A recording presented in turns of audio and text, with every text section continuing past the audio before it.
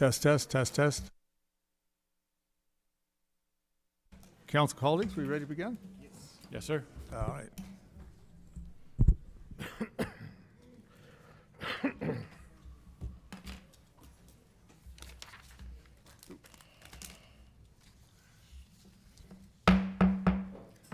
Call the meeting to order. Regular City Council meeting, City of American Canyon, for May 7th, 2024. Please rise and join me in the Pledge of Allegiance. I pledge allegiance.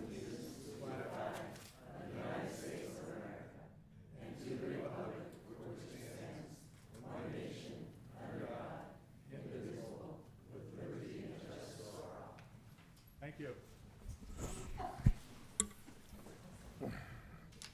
Roll call, please. Councilmember Miriam Abadamos is excused. Councilmember Mark Joseph. Here. Councilmember Pierre Washington. Here.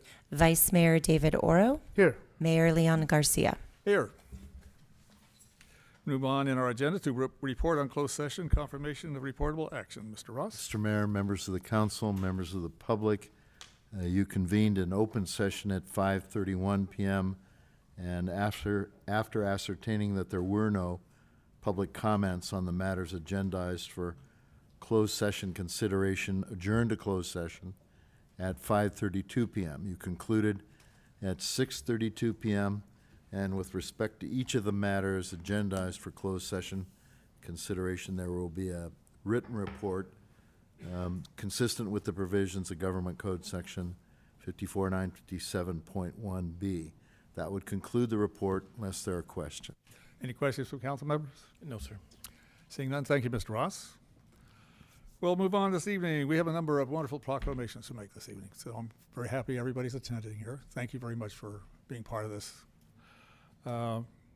First one's going to be proclamation May 6th to May 12th, 2024 is National Nurse Week. Show of hands, how many nurse colleagues do I have here? All right, me too. Thank you.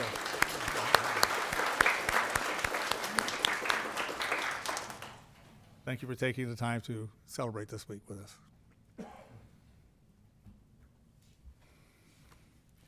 City of American Canyon proclamation. National Work Week, Nurses Week, May 6th to May 12th, 2024.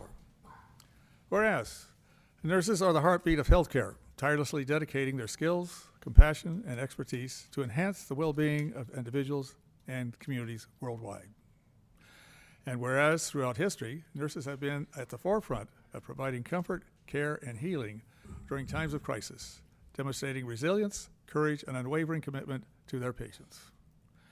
And whereas nurses serve as advocates, educators, and innovators, championing health equity, promoting preventative care, and advancing medical knowledge to improve health outcomes for all. And whereas the year 2024 marks a special milestone in the recognition of the invaluable contributions of nurses, honoring their extraordinary contributions amidst unprecedented challenges, including the global COVID-19 pandemic. And whereas National Nurse Week provides an opportunity for individuals, organizations, and communities to express gratitude, appreciation, and support for nurses' dedication and sacrifice. Therefore, I, Leon Garcia, on behalf of the City of American Canyon, do hereby proclaim May 6th through May 12th, 2024 as National Nurses Week. I urge all citizens to join me in honoring and celebrating the remarkable achievements and profound impact of nurses in shaping the future of healthcare. Congratulations.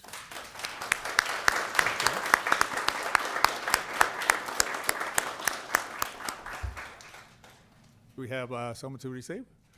Look, all the nurses can come up to the podium if you want. We're going to celebrating all of you.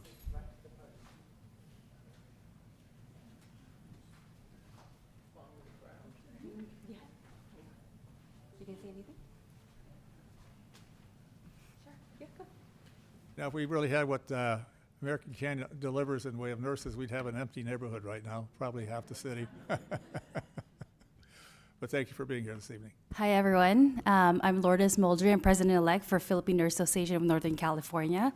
So on behalf of Philippine Nurse Association of Northern California and also Napa Solano, we accept this proclamation, and thank you, everyone, and happy Nurses Week. All right, thank you.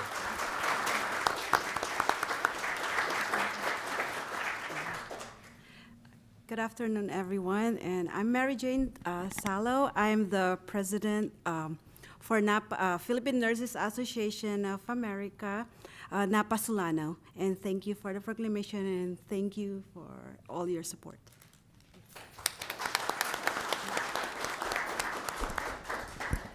Good afternoon, good evening. Devet Mohammed, American Canyon resident. Thank you, Mayor Garcia, members of the City Council, city staff.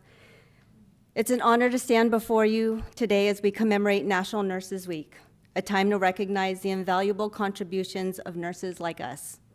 This week, as we embrace the theme, Nurses Make the Difference, let us take a moment to reflect on the profound impact we have on the lives of those we care for.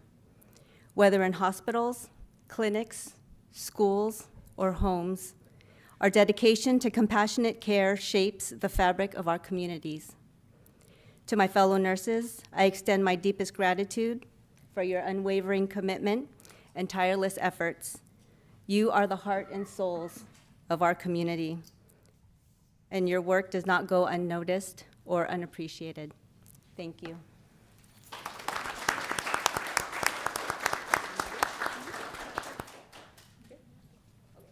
Another speaker? Okay, well, please come and receive a proclamation. Congratulations, thank you. Thank you.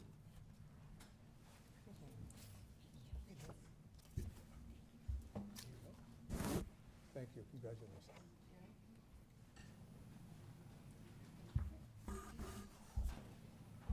Thank you,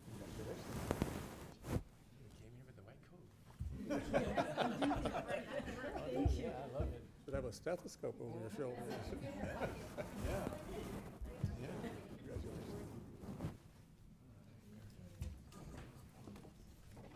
Thank you. Congratulations.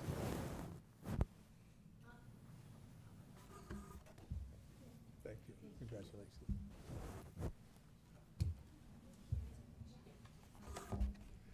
Thank you. Congratulations. Good.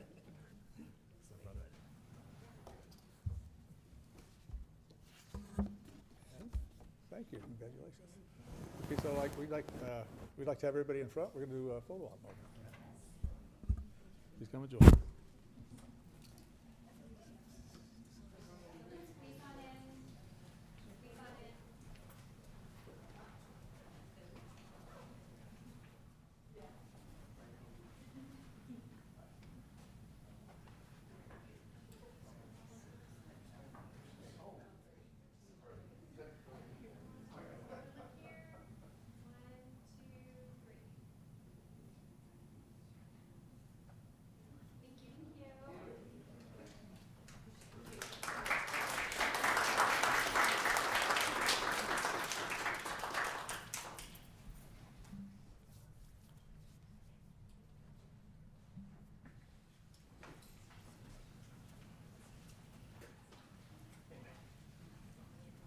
I should have that little button next to my podium here that I push down. It says, the light turns on. It says, nurse, nurse.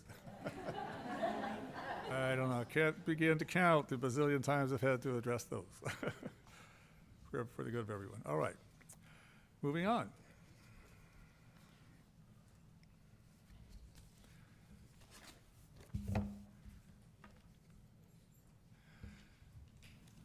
We now have a Older Americans Month. City of American Canyon Proclamation, May 2024, as Older Americans Month. Is there someone here to receive this? Please come to the podium. And thank you for coming. And congratulations on your acknowledgement from the Volunteer Thank you. Recognition Ball. Thank you very much.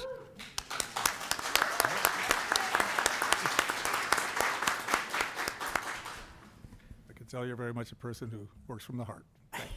Are you, oh, May 2024 as Older Americans Month. Whereas May is Older Americans Month, a time for us to recognize and honor American Canyon older adults and their immense influences on every facet of American society. And whereas through their wealth of life experience and wisdom, older adults guide our younger generation and carry forward abundant cultural and historical knowledge. And whereas older Americans improve our community through intergenerational relationships, community services, civic engagement, and many other activities. And whereas communities benefit when people of all ages, abilities, and backgrounds have the opportunity to participate and live independently. And whereas our expanding elder population profoundly impacts every facet of our lives, redefining our ideas of work, retirement and leisure, altering our housing and living arrangements, challenging our healthcare systems, reshaping our economy, and altering social and public policy. And whereas the opportunity and challenges that await us require our continued commitment to the goal of ensuring that our older Americans enjoy active, productive, and healthy lives, and do so independently, safely, and with dignity. And whereas American Canyon must ensure that older Americans have the resources and support needed to stay involved in their communities, reflecting on our commitment to inclusivity and connectedness. And whereas the City Council of the City of American Canyon wishes to express its appreciation for the past and continuing contributions of older adult residents to the community and our nation, and recognize that older Americans are a vital and growing part of our city. Now, therefore, be it resolved that I, Leon Garcia, Mayor, City of American Canyon, on behalf of the American Canyon City Council, do hereby proclaim May 2024 to be Older Americans Month. I urge every resident to recognize the contribution of our older citizens, help to create an inclusive society, and join efforts to support older Americans' choices about how they age in their communities. Congratulations.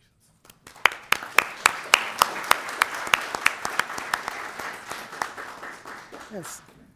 On behalf of Older Americans Month and all the senior citizens in American Canyon, I'm happy to accept this proclamation.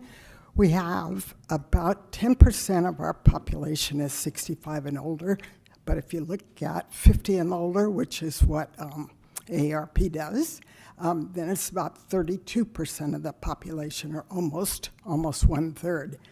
So these people have made, like you said, immense contributions to our city and beyond. It's therefore imperative that we do whatever we can to assure this population age with the dignity that they deserve.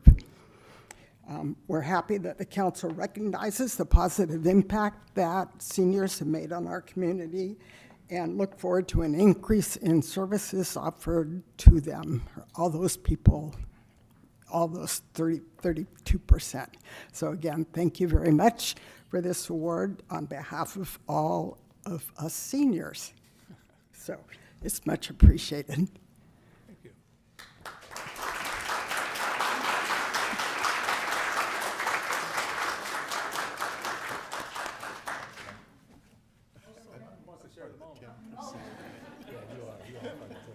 I'm pushing towards 5. I'm only 39 and a half, so I can. Here we go. All right, yeah.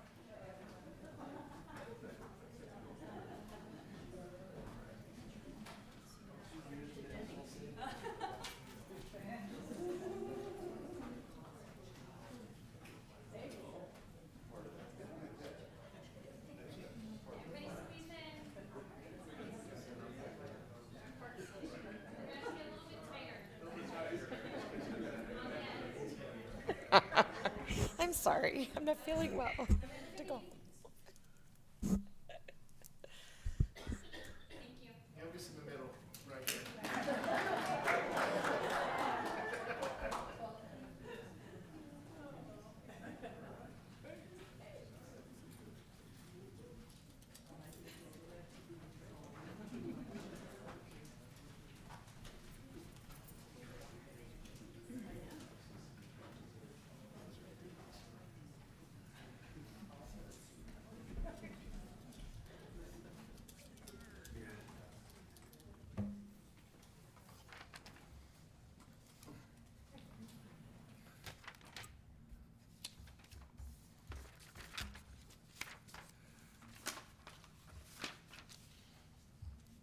And next on our agenda this evening is a proclamation of May 2024 as Asian American and Native Hawaiian / Pacific Islander Heritage Month. Is there a recipient? Please come to the podium, sir. Bring family members who you would like to celebrate with you.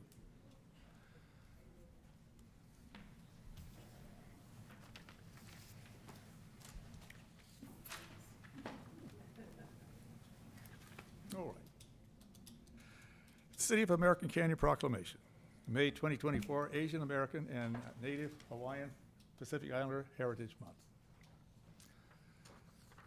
Whereas Asian Americans and Pacific Islanders have enriched our nation's history with their contributions, achievement, and cultural heritage. And whereas Asian Americans and Pacific Islander Heritage Month provides an opportunity for all citizens to learn about and celebrate the rich history, diverse cultures, and invaluable contributions of Asian Americans and Pacific Islanders to the United States. And whereas throughout our history, Asian Americans and Pacific Islanders have made significant contributions to every aspect of our society, including science, technology, business, education, government, and the arts, enriching the fabric of our nation. And whereas Asian Americans and Pacific Islanders Heritage Month presents an opportunity to recognize the challenges and discrimination that Asian American and Pacific Islander communities have faced and continue to face, and to recommit ourselves to an ongoing work of building more inclusive and equitable society.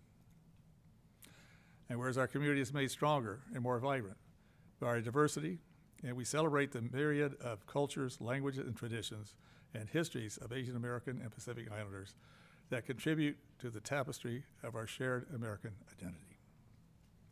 Now, therefore, be it resolved that I, Leon Garcia, Mayor, do hereby proclaim May 2024 as Asian American Month and Native Hawaiian Pacific Islander Heritage Month. And I urge all residents to join in celebrating the contributions of Asian American and Pacific Islanders to our community, our state, and our nation.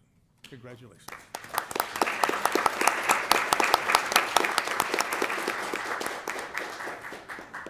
Thank you so much. Good evening. My name is Charlie Plummer. This is my family, my son Alex, my wife Dana, my older son Charles, and my mother-in-law Kiang. As a resident of this beautiful city, and for the past decade, I'm deeply honored and humbled to stand before you to receive this city's proclamation in recognition of Asian American, Native Hawaiian, and Pacific Islander Heritage Month. This proclamation serves as a testament to the rich tapestry and cultures that make up our community, and an inclusive spirit that defines us. I say to you, City Council and Mayor and Vice Mayor, kamsahamnida, sheshe, domo arigato, and mahalo, which simply means thank you. Thank you for doing this. One of the most remarkable aspects of our city is the ethos and its dedication to providing culturally sensitive and diverse programs that really cater to the needs and interests of our community. I think we all can agree with that, whether it's through educational incentives or initiatives that highlight contributions of AA, NH, PI individuals and share our history, or through recreational programs that embrace the traditions and practices of diverse cultures throughout our city of American Canyon. And what I love about the city is that it consistently upholds and sets the standards for other cities around the country as well, too. The celebration of our culture and our heritage is not limited to just language, music, arts, and tradition, but more importantly, the food that we all appreciate. I know everybody's waiting for that. On behalf of our family and my ohana here, I simply want to say, and all the people that call this city home, I want to express our deepest gratitude to the City Council. Thank you, Mayor, Vice Mayor, Councilmember Washington, Councilmember Joseph, City Manager Jason Hawley, all the commissioners of the city, all the city directors and staff as well, too, for their ongoing dedication to creating a welcoming and inclusive environment for all of us. I leave this with a Hawaiian saying. I am also Native Hawaiian as blood, so my children are mixed as well. So I'll say to you, onipa'a, which means stand firm, e kulia I kanu'u, which means strive to reach the highest goals. Oe hano nui ke alu ia, no task is too big when it's all done together. Malama ke kahi I ke kahi, aloha ke kahi I ke kahi, which means take care of one another, love one another. Thank you. All right.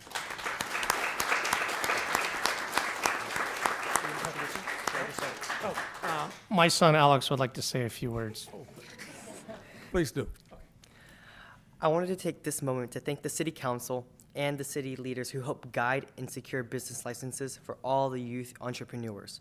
As an American Canyon's only AAPI dog biscuit company, I feel incredibly supported by this community and have made many new relationships and friends, both human and canine. My family has cultural heritage plays a huge role in where I operate my business, and the city's acknowledgement for the AAPI youth allows me to flourish and grow. Mahalo. Mahalo.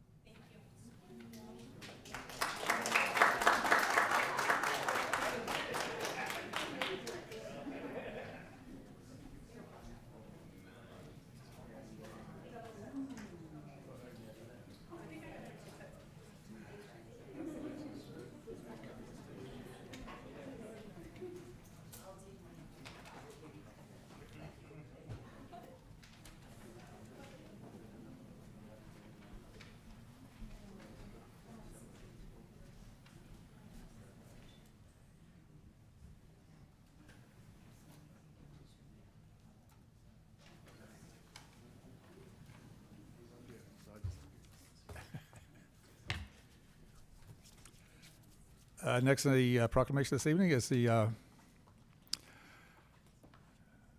Proclamation May 2024 as Mental Health Matters Month.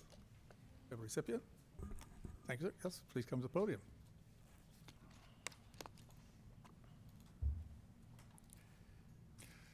Seat of American Canyon Proclamation. Mental Health Awareness Month, May 2024. Whereas each May we raise awareness about the importance of mental health and its impact on the well-being of the Napa County community, including children, adults, and families. And whereas mental health challenges are one of the most common health conditions in California, affecting at least 2 in 5 adults and children, impacting both the person experiencing mental health challenges and those persons who care and love the person facing the challenges.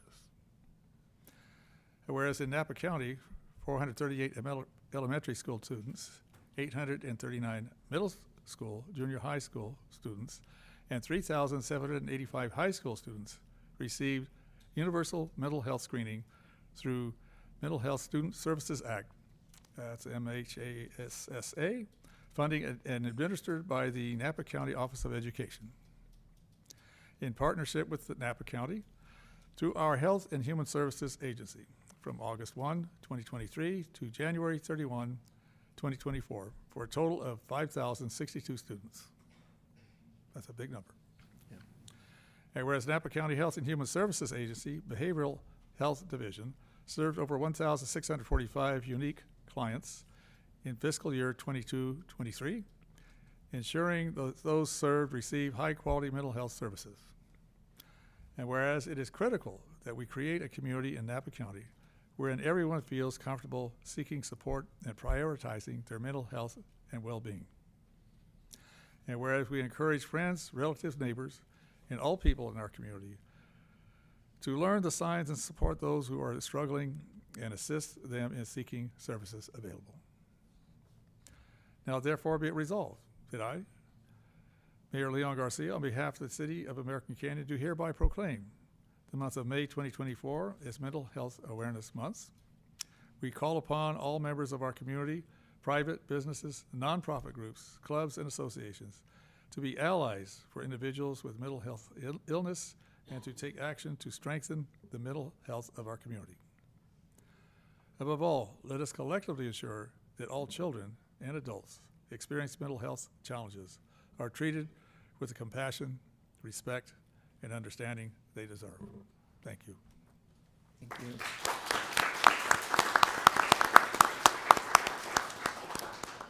Honorable Mayor Garcia, Vice Mayor Oro, and City Council members, American Canyon residents, and Napa County residents, thank you to the City of American Canyon for proclaiming May as Mental Health Awareness Month. My name is Nathan Hobbs, and I am the Assistant Deputy Director of Behavioral Health with Napa County, and I'm very pleased to be here with you today. I stand before you today with a strong sense of purpose and gratitude as we recognize May as Mental Health Awareness Month. In this critical time, it is imperative that we work together to lift the mental health challenges facing our community, and that we do so with empathy, with understanding, and with compassion. Mental health is fundamental to our well-being as individuals and as a society. According to some recent statistics, 1 in 4 American adults suffer from a diagnosable mental health disorder. Among children and youth, more recent statistics put out by the CDC indicate that suicidal thoughts and behaviors increased by about 40% in youth over the last 10 years prior to the pandemic. Post-pandemic, I can tell you that we are seeing higher rates of depression and anxiety and an increase in referrals for services among youth in our community. So these numbers are not just data points. They represent our friends, our family members, our relatives, our neighbors who are struggling, often due to stigma and to lack of support. Reducing stigma, we believe, is paramount in our efforts to support mental health. Stigma creates barriers to seeking help, and it perpetuates harmful stereotypes. We believe that challenging misconceptions and fostering a culture of compassion and education and acceptance. By sharing our stories, by promoting open dialogue, and celebrating our diverse experiences, we can break down the walls of stigma and create a more inclusive community. Health and Human Services of Napa County, together with American Canyon City Council, and in collaboration with cities across our county, foster a mission to serve our community and support its health and well-being. We do so by continuing to collaborate with community organizations and stakeholders to prioritize the unique needs of different populations in our community. In closing, I want to suggest that we all remember that mental health is not a solitary journey, but a collective responsibility. Together, we can create a community where everyone feels supported, valued, and empowered to prioritize their mental well-being. Thank you very much. Thank you. Thank you.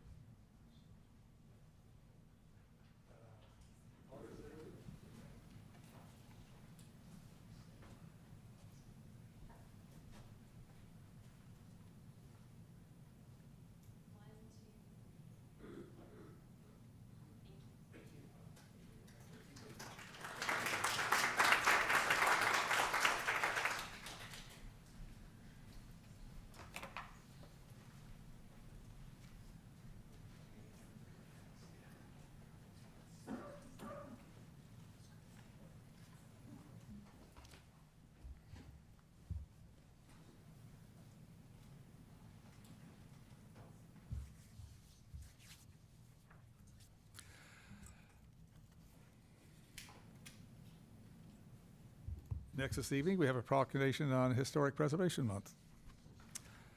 City of American Canyon, proclamation, Historic Preservation Month, May 2024.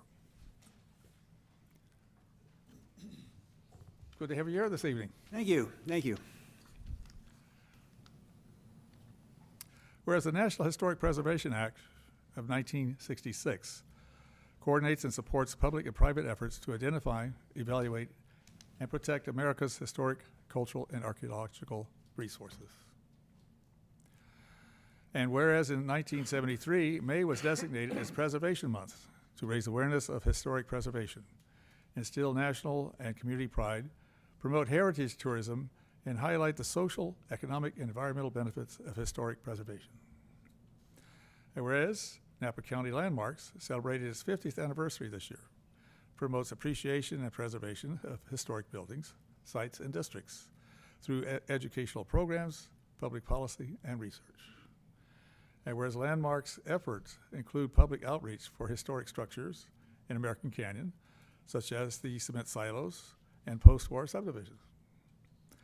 And whereas Landmarks honors the dedication of individuals and groups throughout the year, celebrating outstanding efforts in restoration and adaptive reuse that exemplify best practices in historic preservations. Now therefore, I, Mayor Leon Garcia, on behalf of the City of American Canyon, do hereby proclaim May as Historic Preservation Month and call on our citizens to support Napa County Landmarks' efforts to preserve the rich history of Napa County. Thank you, sir.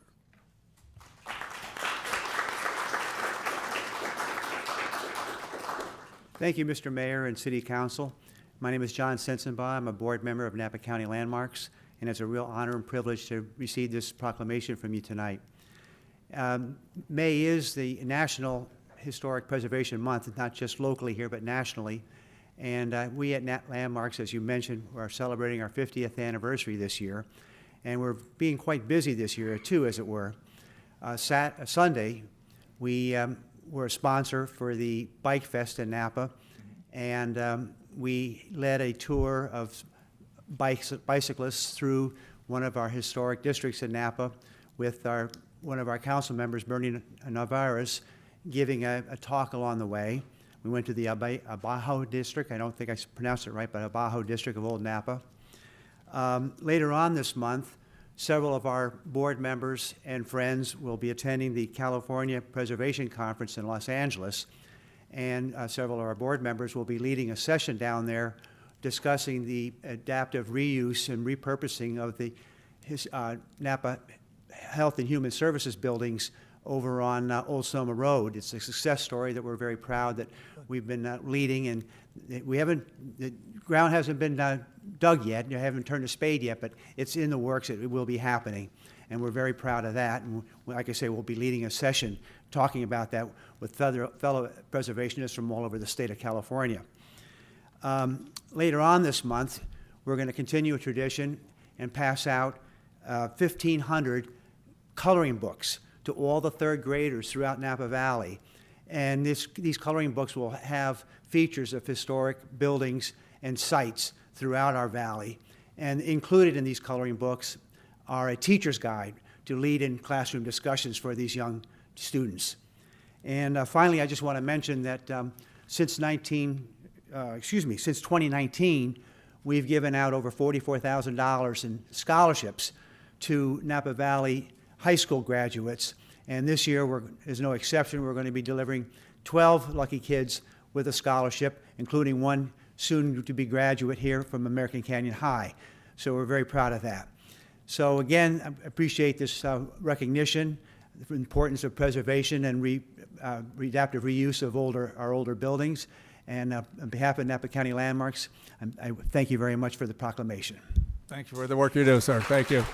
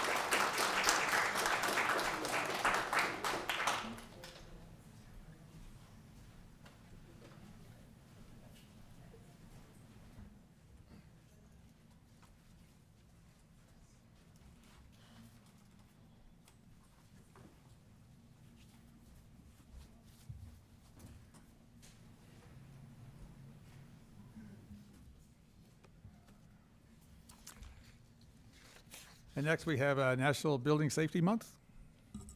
Someone here to receive? Mr. Cooper, thank you. City of American Canyon Proclamation, National Building Safety Month 2024. Whereas the City of American Canyon recognizes that our future depends on the growth and strength of safe homes, buildings, and infrastructure. And whereas safe buildings ensure a high quality of life that protects us when disaster strikes.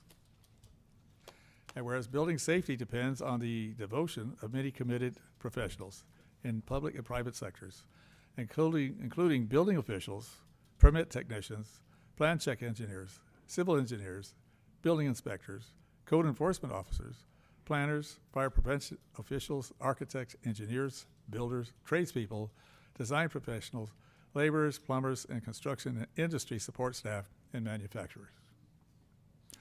And whereas working together with the International Code Council, a nonprofit that brings together built environment experts at all levels of government to create highest quality building codes.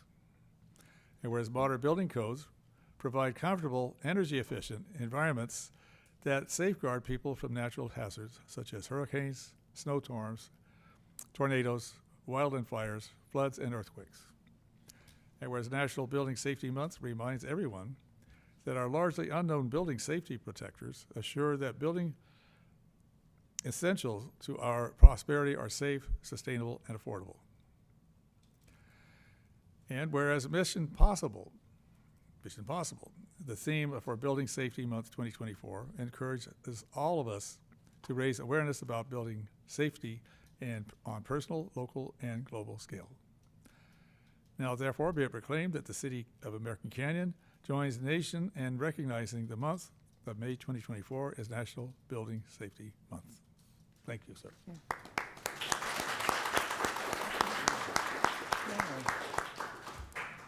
Well, thank you, Mayor and council members and member of the public. I'm Brent Cooper, Community Development Director, and I'd like the rest of our team that's here tonight come and All right. stand up and be recognized.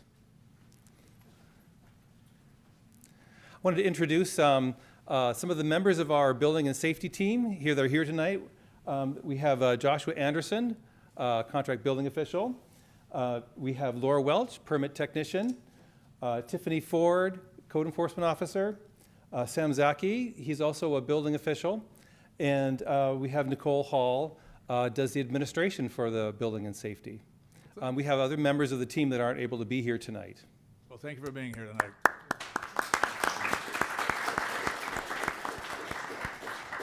You know, the buildings that we live in are really the vessel for the lives that we live. And the built environment is critical to the quality of life. We're enjoying a wonderful building here tonight, just as one example, but of course you can look at everything around town. And what I really appreciate the team that we have is they're committed to excellence and customer service. And I really appreciate the work that they do, and wanted to use this opportunity to help thank them. I also wanted to really recognize Joshua Anderson for his leadership in building our building official. And then also I wanted to recognize Tiffany Ford and our two building inspectors, Curtis Thibodeau and Fred Zavatra. They are out in the field in every weather condition, every building condition, looking and helping and serving our community under very, very difficult physical conditions. And so I really appreciate the work that they do, and want to thank them. Please express our appreciation for all the work that's being done and their commitment and dedication to the betterment of American Canyon on behalf of the City Council. Thank you, sir. Thank you.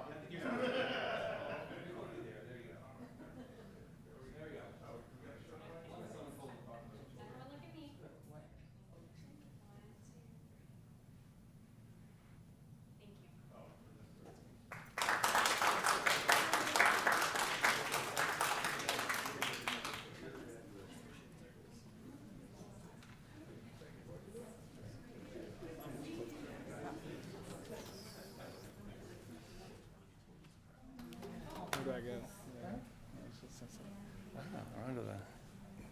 Oh, look, it got moved. It's gone. Where did it go?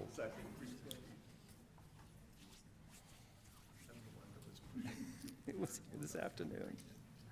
Okay, moving on with our agenda.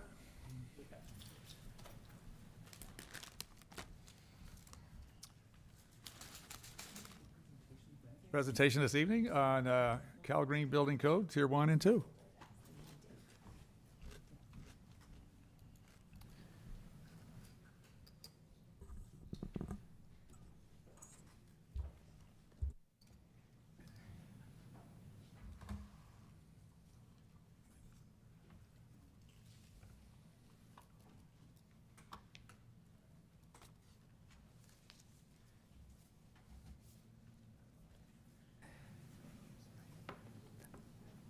Thank you, members of the council.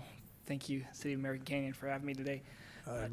Probably need to adjust that microphone a little Sorry. bit. That's all right. Thank you for having me today to speak about Cal Greens. I know that the City of American Canyon's goal and leadership has made it their goal to talk about being sustainable and making America's Canyon sustainable in all that they do, and that includes building. So I was asked to talk about Tier 1, Tier 2, and I think it's important that you kind of have an understanding of what is the mandatory requirements for Cal Green first, so you can have a better understanding what Tier 1 and Tier 2 really represents in making American Canyon more sustainable in building. In 2007, the Building Standards Commission was directed to develop green building standards to help meet the goals of California's Climate Initiative, Assembly Bill 32. In 2008, Senate Bill 1473 specifically gave the Building Standards Commission the authority to work with other agencies to develop the Green Building Standard. In 2008, the first edition, Cal Greens, was published, and it was released in 2009. And then in 2011, there were it was completely voluntary up to that point, so you didn't have to do it, but if you wanted to, you could. But in 2011, those standards all became mandatory and was a requirement of the building code. The Building Standards Commission was given the authority to work with other agencies to develop and work towards the goals of reducing greenhouse gas emissions for buildings. It was also to promote environmental responsibility, cost-effective, healthier places to live, reduce energy and water consumption, responding to environmental directives of the administration.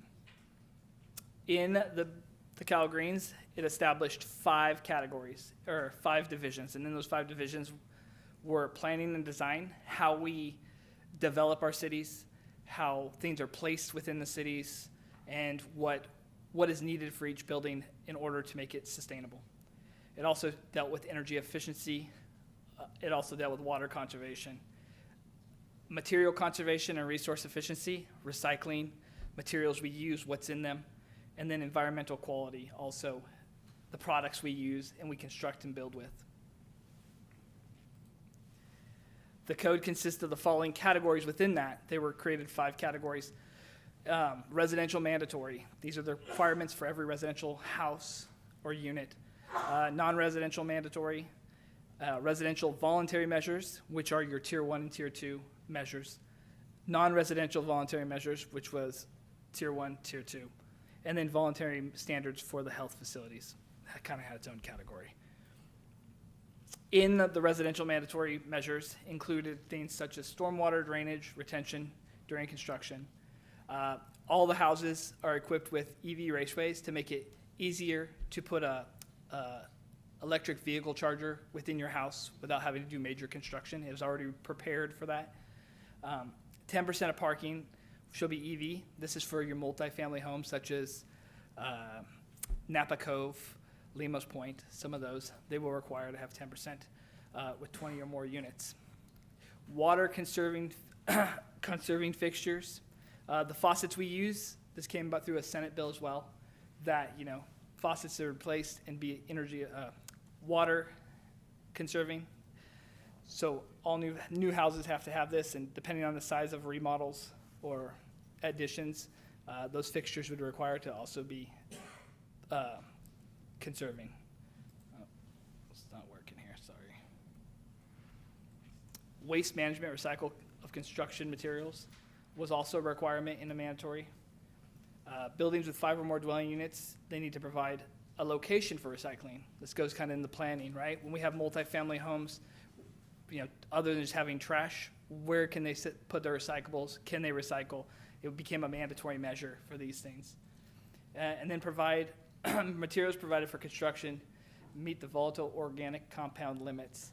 This is your construction adhesives, your floorings, they all contain chemicals and things in them, and it was limiting those type of pollutants with inside the house to make a more effective, sustainable product. Now there are many, I didn't name them all because it's a list of products, but you get the idea. Indoor air quality was another feature, exhaust fans to exhaust, to prevent mold, things like that within the house. This was another area that they were concerned with inside the house. For our non-residential, this would be commercial type properties, hotels, warehouses, things of that nature. Some of the standard things that are required right now are best practice measures for stockpiling, dewatering activities, spill prevention, and control. Secured bike parking, 5%. This was based off of if you were to kind of a planning requirement, can you get from one place to the other? If you're riding a bike, where do you put it? They want people to use other means of transportation, and providing these types of places to locate would prevent people from worried about their bikes being stolen, locked up. There would be a safe place for those type of vehicles. EV capable parking shall be provided various parking spots. Water conserving fixtures, kind of across the board, right? That's one measure that didn't change. Water resistant moisture management construction. Landscape sprinkler design that prevents spraying on the buildings. Preventing waste, intrusion of water into buildings, and then waste management, 65% of construction waste. Trying to minimize what we are actually using versus what we're throwing away during the construction process. And then once again, the materials limits. All these things are currently mandatory requirements, just a few, right? There's so many, there's checklists miles long that are still required, but to get the idea of what is really required, it's not just a process of, hey, we build it, and it's there. It's, are we thinking about how we're planning our city? Are we putting things in the right place or providing the right opportunities to encourage energy efficient transportation, vehicles, clean energy, and even are we preventing what kind of materials we're actually throwing away, right? Because if I use it in a house and I throw it away, it's still going somewhere, right? And are we using the right type of materials to build and construct a house or building? So going into tier 2 requirements for residential voluntary measures, one of the things was part of planning was to restore vegetation, right? As we come in through and we take out plants and trees and we level the yard, right? And we'd reconfigure what it looks like. Part of that was that we would use plants and vegetation that are natural to the area, right? And that are consistent with the area and the climate zone, that we were replacing what we took out, right? Water permeable surface paving is a requirement of tier 2. And this is saying that any sidewalks around your house, driveway, it'd be like paver stones or a permeable asphalt or a turf type product that would allow water to actually penetrate through it and go back into the soil instead of concrete, which actually is reflective and actually causes heat, right? So we're trying to reduce the heat island effect and in our building design. Same for cool roof, that varies. Depending on product, there's a whole equation that has to be done based off the product to determine if it meets the requirements of the tiers. Heat reduction of heat island effect, non-roof areas, underground parking. So this kind of goes to planning. Are you using underground parking? using permeable pavement, planting more trees. Where are you planting the trees to shade the house or building or structure at that point? EV ready, tier 1 requires that 35% of total parking with level 2 charging receptacles, 20 or more units, 10% of the parking equipped with level 2 EVS charging. So it just increases the amount that we want to see and provide opportunities for people to use clean energy type vehicles and provide them means to park there. The same with long-term parking is where we went through about a few parking spots. Now it's doubled to 50% with dwellings. Couple more, recycled material use, reusing materials that are equivalent in performance. This is actually, tier 1 says 10% of the total material cost of the project. And what this is referring to is if we were to take apart a house and we say, hey, I want to build a new house, can I reuse some of the materials that were originally a part of that house? Instead of throwing them away and saying, if they're still equivalent to the original performance, can I reuse all the wood studs? Can I reuse the beams? Can I reuse the materials up to 10% of the total cost of the project, right? So that would be a requirement that they would meet and prove that the materials saved and reused was 10% of the total cost of the project. And this tier goes up in tier 2, it goes to 15%.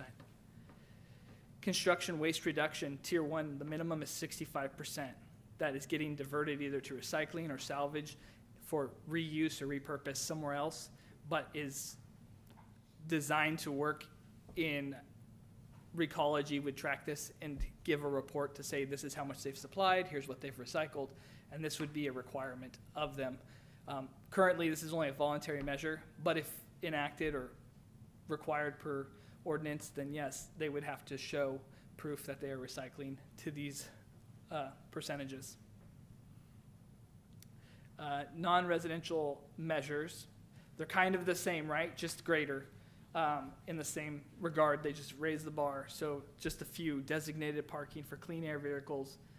Tier 1 provides 35% of designated parking spaces for zero emitting fuel efficient vehicles. Tier 2 would say 50%. Electrical charging went up as well to 30 to 45%. And that varies. Just, it's at 201 parking spots, that's the highest percentage there, but it's based off of how many parking spots are provided for that particular structure or building. Cool roof reduction of heat islands, solar reflectance. The roof material we're using, are we trying to bring that down from reflecting and creating heat? You see a lot of green roofs, which maybe not here, but has become a new thing where they plant actual plants on the roof, and they're using types of products to actually provide drainage off the roof and drain it, but also provide vegetation that actually reduces the solar reflectance of the roof. So there are all new types of options that have really helped create sustainability. Construction waste reduction goes up to 65 and then 80% in tier 2. So almost there's no waste. Everything is getting recycled and or reused. Wow. Here's a chart, kind of hard to see. This is out of the California Green Code. This kind of gives the tier 1 and tier 2 requirements in summary. If you look towards the bottom, there are elective ones for like material conservation and environmental quality. Some of the chemicals that we use in concrete definitely aren't great. And so some of the elective requirements that they have to choose when choosing a tier 2, there's probably hundreds of elective requirements. There are probably, I think there are like 15 sheets of elective. And some of those requirements are using less concrete in concrete. It's an additive, right? So it sounds odd, right? But it's this additive, right? You got sand, you got gravel, you got concrete. It's reducing the amount of that. It's creating a mixed design that is actually sustainable using less toxic chemicals. And the same with building, right? Using less concrete. If we use more wood, you're thinking, oh, you're going to cut down trees to make wood, right? We get it. But wood can be recycled, such as what has been indicated in here. And using that wood actually brings down the level of solar reflectance because concrete generates heat. As we generate heat off the side of buildings, tilt-ups, things like that, it is not helping sustainability, right? It's creating more greenhouse gas, more greenhouse heat. So we're trying to reduce that. And so there are actually quite a few requirements that they can go through in here in Tier 2. And with each Tier 1, they have to choose at least one elective on Division 5.4 and at least 3 when they're in Tier 2 on 5.4. So they have to have additional requirements, but they're left up to the applicant how they choose to meet those requirements. Some go back to the VOC limits, such as flooring. Some flooring has formaldehyde in it, and it's saying, hey, 100% of my flooring is free of these chemicals and meets the VOC limits. So it's really up to the designers as well. There is some flexibility in there within these tiers for how they can design their product and their house and for the community that can be sustainable, but also taking in consideration recycling, healthy, is it healthy materials, right? Is it having a lot of chemicals? Is it not? By providing Tier 1 and Tier 2 in American Canyon, if you choose to go that way, it's just creating a blueprint for a more sustainable future environmentally for the city of American Canyon. Just kind of not, based off everything that's said and kind of read and looking at past, right, track records, it would be, I would say, an assumption here soon that Tier 1 and Tier 2 will soon, in the next code cycles, be the mandatory. It won't be really an optional thing here in the future, based off code cycles and all the reading on this and how people are reacting, and that Tier 1 and Tier 2 will just be the mandatory coming shortly. I would say in the next couple code cycles. So it's every 3 years. So you're probably looking within 6 years, at least one of these codes will just be the mandatory limit, and then Tier 2 will be the left. But that's just kind of where you see things going, and it's good for everybody. So thank you for all that you guys do. Appreciate it. Thank you.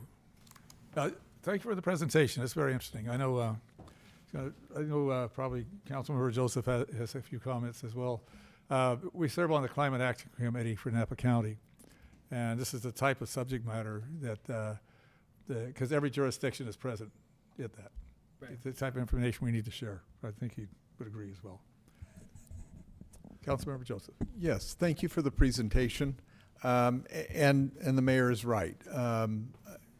And part of why I was curious about this is some of the mechanics. At the Climate Action Committee, it's been presented, we've been exploring different energy reach codes and different, kind of reinventing the wheel. And the impression I got was if there's something out there already and all you've got to do is cut and paste, that just seemed like an easier approach no matter what.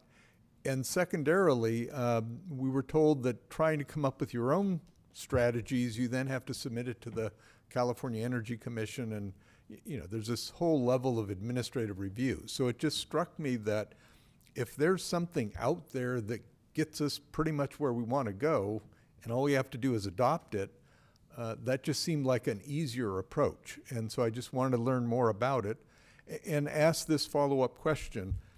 If, for example, this council said, yeah, we want to go and do Tier 1 or 2, whatever, and we adopt our ordinance to approve it, is that pretty much it because it's an established code and presumably validated and all that good stuff? If the council decided to create an ordinance and adopt it directly as a part of the city's ordinance, then yes, then we would just come out of a code book and say, this is the standards are present and this is what needs to be done, and start holding everybody to those standards. Okay. I mean, there would have to be a degree of when that would be done, right? Right. Like, you can't go back and projects that are halfway through start enforcing that, Right. but you could start informing designers that, hey, as of whatever, we're Right. going to start enforcing this Exactly. new tier and enforcing that. And I think in some ways you've already kind of done that with recycled water, and some of those things have been done through the planning department in terms of what we expect for some of the larger projects for tier, but not a complete Tier 1. But you have started moving that direction within Exactly. the planning department. And certainly before we considered adopting it, I'd want some outreach to the development community because I think they should embrace it, but they may not agree. So there'd be some outreach. But it's very useful for me to recognize that assuming there is a will to move forward, it's relatively easy. We are not inventing a wheel. We're not validating any wheels. We're just adopting one that's been accepted. Yes, and in some ways, I know that in some jurisdictions, right, where I talk a lot of building officials and things. In some ways, you know, ways of outreach have been effective, are like builders roundtables, having meetings, inviting the builders to come and talk and express their concerns, but also, you know, going to tier 2 kind of, and this is kind of an opinion, but also among other building officials, the same opinion is jumping to tier 2 sometimes creates a boundary there, right? As building safety, right? We're celebrating building safety, and building safety is trying to get people to come and actually want to get permits, right? And so, and Tiffany's here, and she knows there's plenty of people that don't go get permits, and they do the work. And so they see that when things get enforced real hard, real quick, that the lack of people coming in to do permits and wanting to do that becomes harder. And so I think if we were, if adopting it, you know, maybe go to tier 1 first and kind of incrementally bring it in to still provide people that idea that they still want to come get a building permit. They still want to do the process, but just saying, hey, we're going to require just a little bit more than everybody else. And like I said, in a couple years, it might just be the standard, right? And they have no choice. But if you do it before, like, by all means, yes. But like you said, outreach is always a great thing. And we've seen like builders roundtables where they've had weeks of discussion, have a lunch, whatever, talk with people, get people's opinion and thoughts. But yes, it is as simple as adopting it and saying, yes, we would want to move forward with this. Great. Well, thank you very much for the presentation and the follow-up. Thank you for your time, gentlemen. Appreciate it. Any other comment, council? Thank you for the presentation. I look forward for more of this becoming part of what's required. You know, Thank you for having me. Appreciate it. interesting. Thank you, Josh.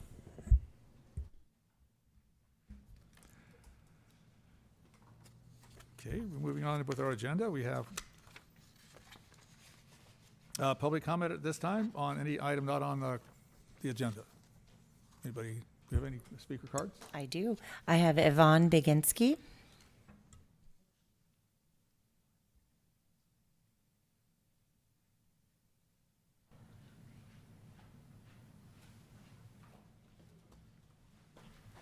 Good evening. Good evening, Mayor and council members. My name is Yvonne Biginski, and I am a resident of Napa County.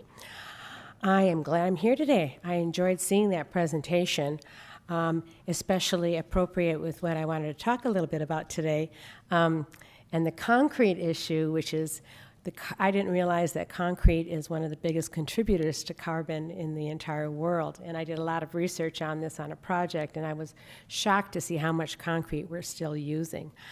The recent issue that we had here with us with Measure K and the politics around that issue and what happened at the last meeting when I was here really made me re-examine some of the thoughts I've had about coming before you and talking to you, and I really, you know, I've been coming here and I've been saying let's work more for wildlife habitat and conservation and open space, and the real story is how are we going to do that, and how are we going to do that together? Are we going to get that information, and are we going to work on it together?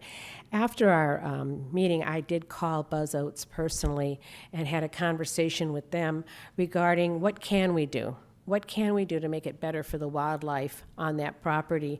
And we came up with a thought, if we could replant the plants that would normally be found there, if we could restore the land, if we could put in native plants and drought-tolerant plants and make it so that the birds and the animals would actually be able to use that property, and it could make it better. And they were very open to that and asked that I send them a plant list, which I did. I went and I met with the Native Plant Society, and I did get a plant list of what would be appropriate there, and I did send it off to Buzz Oates. And I thought, you know, if there's other ways we could work together in trying to see what can we do, rather than getting into this hopeless political stuff that we get into. Tomorrow, Jeanette and I are going to the Habitat Conservancy statewide meeting in Vacaville, which is going to talk about the habitat conservation plans. And we're going to be attending that all-day meeting, trying to get as much information as we can. I also asked one of the developers, what do you think about habitat conservation plans? And they said, we love them. We love them. Buzz Oates in particular said, we love them. We just are finishing a project in Placer County under a habitat conservation plan. So I don't know whether there's enough land in American Canyon. I don't know whether or not there's possibilities with the county. But I just want to say that we will be attending that meeting tomorrow. We will be there all day. And if any of you on the council want to talk to us about what we find out, we're open to it. And I look forward to being in conversation further. Thank you. Thank you. Next speaker, please. Jeanette Goit.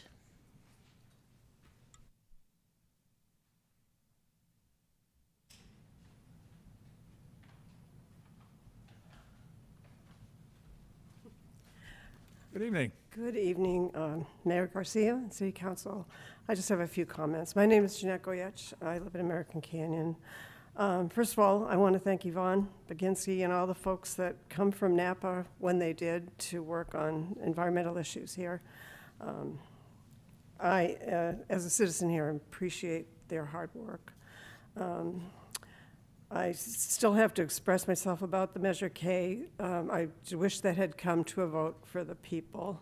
I worry that maybe this presentation was good, I think, about sustainable living or building in American Canyon. But I do worry that hopefully we will obey or pay attention to environmental concerns. And I'll be going to that meeting with Yvonne tomorrow, so I hope that habitat conversation will be helpful. The other thing that I've been troubled with is that's on a different topic, low voter turnout in American Canyon. I think it's probably a lot of different places. I think it was less than 30% of registered voters actually voted in the last election. In my eyes, this is very concerning. So there's an organization called Civic Center. It's a project of community partners, nonpartisan, nonprofit dedicated to bringing voter registration to every high school in America. This is a great opportunity for educators and students to get involved with the voting process and governmental issues. So for anyone out there or anywhere that's an educator, high school student, or if you know someone who is, I'm suggesting you check out the website. It's theciviccenter.org. Excuse me, and they have a lot of information about how to get programs started for getting high school kids, seniors, registered. So I believe the November election is probably the most important election of our time. The young people will be the ones living with the results. We need to encourage them to vote and help them understand what is actually at stake.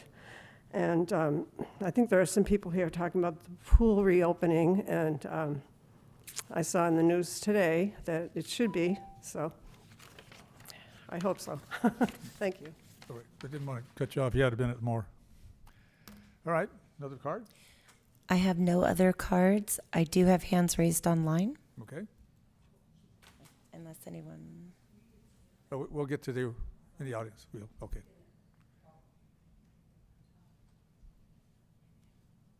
Mayor Garcia, would you like me to proceed with online? Or We got folks. oh, you had them over there. We have, Oh, I'm so sorry. No, that's okay. We'll take them. Thank all you right, very we'll much. take those. Then we'll do those in attendance, and then Okay, at last yep. we'll do online. Yes. Okay. Gretchen Burgess.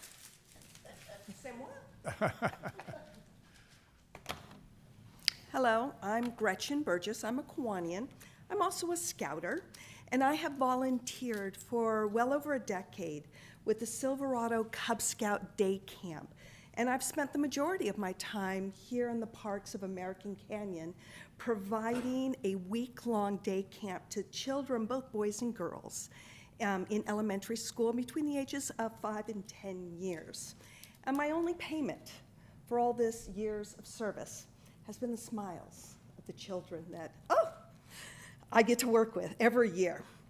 At this day camp, we offer a broad range of activities. There's sports, soccer, baseball, frisbee, flag football, crafts, leather work. Remember that leather work stuff that we used to do? Beading, games. Anybody here remember playing marbles? Marbles instead of Minecraft. That is my voting platform. Then there's skills, for children. Woodworking, how to make your own kite. Things that allow them to develop skills for both their brains and their fine motor skills. And at the end of every day, every child has something to take home to their family to show them what they've done for the day.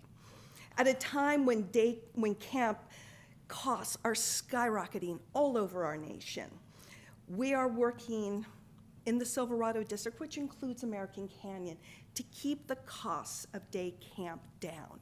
And we've been able to do that because in the past, American Canyon has donated our activities in their parks for free. Unfortunately, last year, that cost increased to over $3,000, which effectively raised the cost to each child over $100. So it effectively priced out the families and the children who most need our services.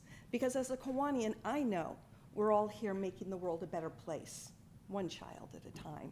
And that's what we're also doing in Scouting. And on top of that, we volunteers are also required to get a business license. Although we make no profit, and to my mind, the only business I have is educating children and bringing a smile to their faces. We've always priced the camp in a way so that all it does is cover the cost of what we use in camp and maybe a t-shirt for the children. It's wonderful to be able to monetize our city parks, to be able to pay for city services. But when that monetization actively turns away proven, vetted organizations that bring these types of activities to our children to enhance the families of our community, then we are effectively pricing these types of activities away from our families. And I'm sorry that we'll have to leave. Thank you for your comment. Just want to be aware I've had some communication with Mr. Sam Link with the Scouts and talked with Mr. Hawley today about progress they may be making, hopefully, on this whole matter to be able to have the camp. I would echo those remarks. Hopefully, we can work something out. Yep. Yes. Thank you. Ann Payne.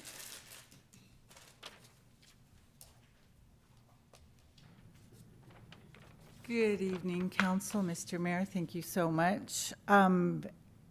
Being that this is Older Americans Month and Mental Health Awareness Month, I did want to talk about the pool.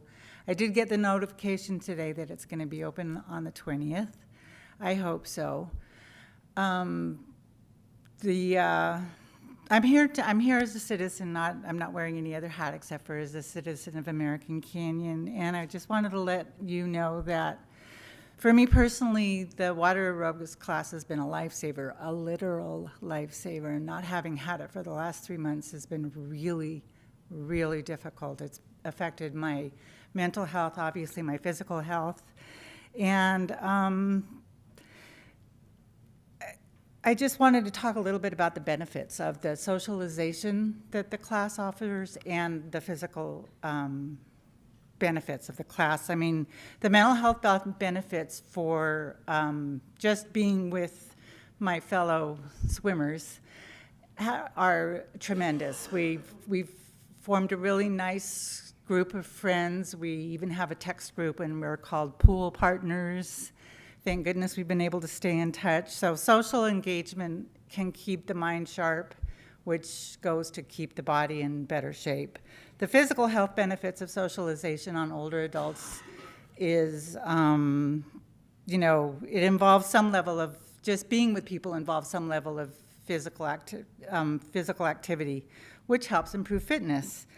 Older adults who maintain strong social connections are likely to adopt healthy habits. We haven't been as good as getting together and walking as maybe we would like to have been, but we have been trying to do some more regular exercise and eat better, sort of. Emotional health allows us a chance to form and maintain meaningful relationships. The connections provide a crucial support system for navigating the challenges of aging. Anybody in this room of a certain age knows that as we get older, it gets a little bit more challenging to do the day-to-day. I'm the grandmother of 4. I watch all 4 of them. I need to be able to get up and down off the floor.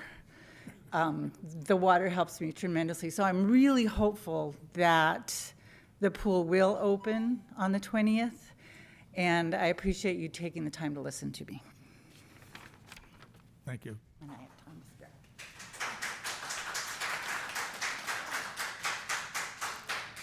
Michelle Marin.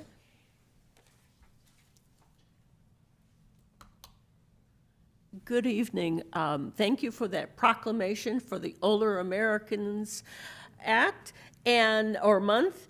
And you're just one of 40,000 older Americans in Napa County. Ann Payne and I are American Canyon representatives to the Agency on Aging.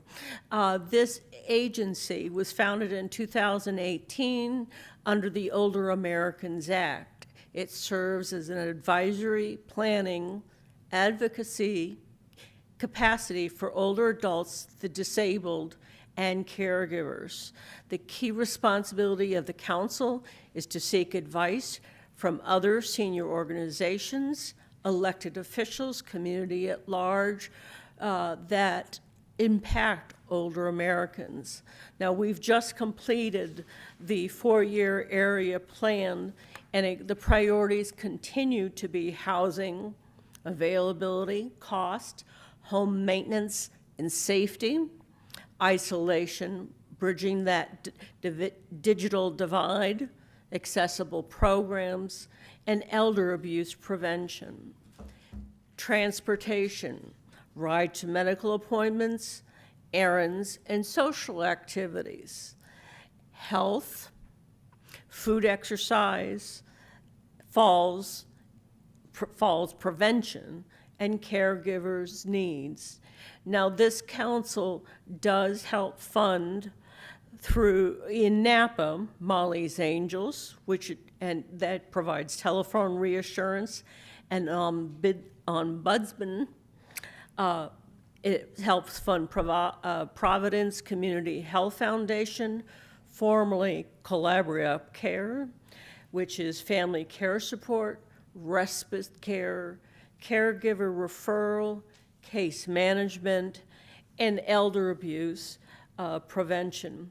And finally, Share the Care, more fall prevention, because there's nothing like a broken hip that puts you in a nursing home. And that's not where people want to be.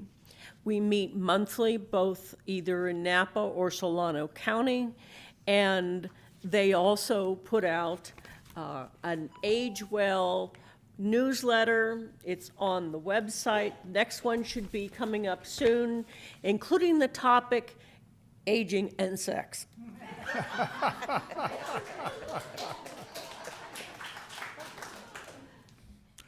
Interesting way to wrap up your speech.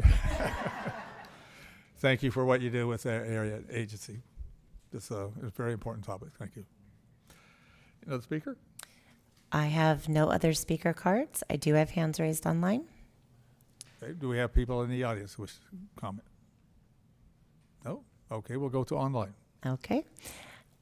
Justin Hamilton Hole. Go ahead, Thank you. Justin. Thank you, Teresa. And then I think next time you need to do Good evening. is send your name to the American Committee. I do want to quit. I've been here. I live here for a long time. This will be my 39 years, and I do want to see new house over here, Western Karen Dunmore. I know at the wing, I don't know what's gonna happen at the hill, but we need new sidewalks over there. So people, those those kids going to school go on the bus. Other thing is, I do want to see about a baseball area near Dawson Way. I think we need probably maybe make this night like a little track. I see it's like I see when I see like a walks on there, but I think I want to see that happen. Like we do the little trail over by baseball, so kids can run on track over Dawson Way. Well, thank you so much, and happy second mango. Adios. Thank you. Thank you, Justin. Anybody else online? I have Hugh Marquez. Okay. Go ahead, Hugh. Hello, City Council. My name is Hugh Marquez and Mayor. I'm talking today because I don't know if you have gone down to the senior center, but the floor looks wonderful. We've had a new floor. We were waiting for it to be put in, and I think they did a wonderful job. Allie Akita was there taking pictures to show people, and I had a long discussion with her over some of the promising things that are happening in the city of American Canyon. I'm looking forward to having our covers over our parks, which you and the council all recommended, and apparently that will be done by the end of summer. We had a discussion on the pool, and I'm glad to see that Allie has finally gotten what was needed for our pool to get put back into tip-top shape, and can't wait for it to come to fruition. Anyway, I just wanted to put up, one last thing. There are people who are going on Newell who are having issues with the weeds, and I would encourage the council or someone in the city to put something out. I have tried to explain to them that it's a nature thing as to why the weeds are not being mowed. But maybe the city should come out and let people know or give them a timeline, as there are many citizens in American Canyon that want to go up on Newell Ridge, and are having issues with the weeds. Again, I have talked to people and I understand why, but many in our city do not understand why the weeds have not been mowed so people can walk up the Newell up the Newell Ridge. Thank you. Thank you. We have another speaker? We do not. All right, very good. Okay, anybody in the audience, last chance? Public comment? If not, we will close public comment and return to our agenda. Next up is agenda changes. If there are no agendas from the consent calendar, I'll accept a motion to adopt the consent calendar. So moved. I'll second. Motion second. Roll call, please. Yeah, sorry. Just give me one moment to catch Sure. up. Okay, motion. We are Joseph and Washington. Councilmember Joseph? Yes. Councilmember Washington? Yes. Vice Mayor Oro? Yes. Mayor Garcia? Yes, thank you. Moving on in the agenda, there's no public hearing this evening. We'll move on to business items. Item 15, contract award for Benton Way Pavement Rehabilitation Project, TR 22-0400. Good evening, Council, Mayor. Eric Almasmithies, Public Works Director here. I'm happy to present that we are awarding a contract tonight, if you so adopt the resolution, for the Benton Way Pavement Rehabilitation Project. Gelati Construction Company was the low bidder at 1.344, $1,344,985.50. There was 4 bidders. The reason why we're doing this as a business item is because the project came in a little bit higher than we originally estimated. We had some water conflicts out there because they were shallow. So the prices went up. So we just want to make sure we have ample funding for the total project, because contingencies happen, unforeseen things happen during construction. But this will be a great project. It was designed in-house by city engineers. It'll also be refreshing the Class 2 bike lanes, adding some bulb outs at Chaucer and Hummingbird Way, utilizing our ARPA funds, adding the green obstruction markings on the Class 2 bike lanes as you approach intersections, and just trying to make it a better, improved roadway for all. A lot of public outreach is going to be going on. We've been collaborating with Parks and Recreation because the Aquatic Center, there'll be a time when the road's going to be completely closed as they reconstruct it. Boys and Girls Club is also concerned about the access for childcare, drop-off and pickup as we near the summer months. And there, the school has offered to allow them to come in through Donaldson Elementary School. So there's been a lot of upfront work. We're going to try and get the plat work done before we get to 4th of July. So if 4th of July comes, they can start getting into the pavement because we only have about 6 weeks before school starts up again. So really trying to get in there, get this done, and get it back open before school starts. So I'm happy to take any questions. Any questions? Really looking forward to that getting done. But, I realize you're kind of pressed for time with you got to time it between school is out for the summer and 4th of July, and then school starts up again in August. So 6 weeks? Yes, sir, unless something happens. Striping might happen a little after, but that's less intrusive to right. city traffic. Have all the big machinery out there. Yeah. Yeah, I was had coffee with the principal at the middle school early in the week, so we were discussing that option, making sure everything was completed. But you're going to do a great job. We all know that. So, Councilmember Washington. Yeah, just one quick question. Gelati Construction Company, Gelati Brothers, are they family or is it two separate companies? Oh, it's two separate companies. They're all related. There's actually, I believe, 4. There's Team Gelati, Gelati Construction, Gelati Brothers, Maggiore, and Gelati. There might be a 5th one, but yes. Okay. But two separate ones. Yes, okay. sir. Thank you. That's all. That's the only question I have. Councilmember Joseph. Just in my mind, I'm imagining how many times we've sent checks to the wrong company, but we won't go down that track. I'm glad to see this happening. And Kiwanis and the Boys and Girls Club have a playground equipment project. We're replacing their playground with new and exciting stuff in their area. And it'll probably be shortly after the 4th of July. So it sounds like we may be needing to talk to the school about, can we use that back way to get there too? Yes. So, all right. Well, it wouldn't be as exciting if we didn't have all kinds of headaches. So sounds good. Thanks. All right. Very good. Any council ready for public comment? Yes, sir.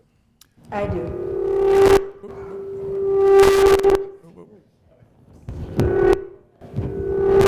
Is that me? Hang on, I see some technical help coming. Well, you can hear me.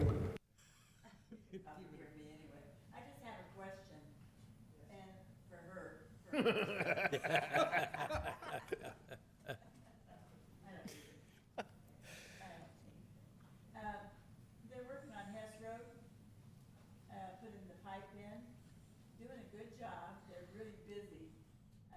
Really, it's fun kind of watching them. However, that ditch that they put the pipe in is not very smooth. I'm wondering when they finish, are they going to smooth that out? Because it's a little bit, it's got a little edge on each side of where they went in, the pipe. I believe you're referring to the Oat Hill Off-Site Improvements Project. I'll have to get back to you on that one, find out what's going on. It's a little not quite smooth. Okay. Thank you. No problem. She's asking about the recycled water line going in along Hess to the Little League. Yeah, on Napa Junction Road, they've put in a temporary, what I'm assuming is a temporary cover. I haven't been down Hess Road, but yeah, it does look like they're not done yet. So.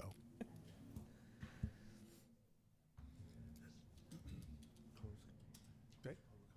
Yeah. Is that it? Okay. Public comment. Anybody online? There are no hands raised online. Sorry.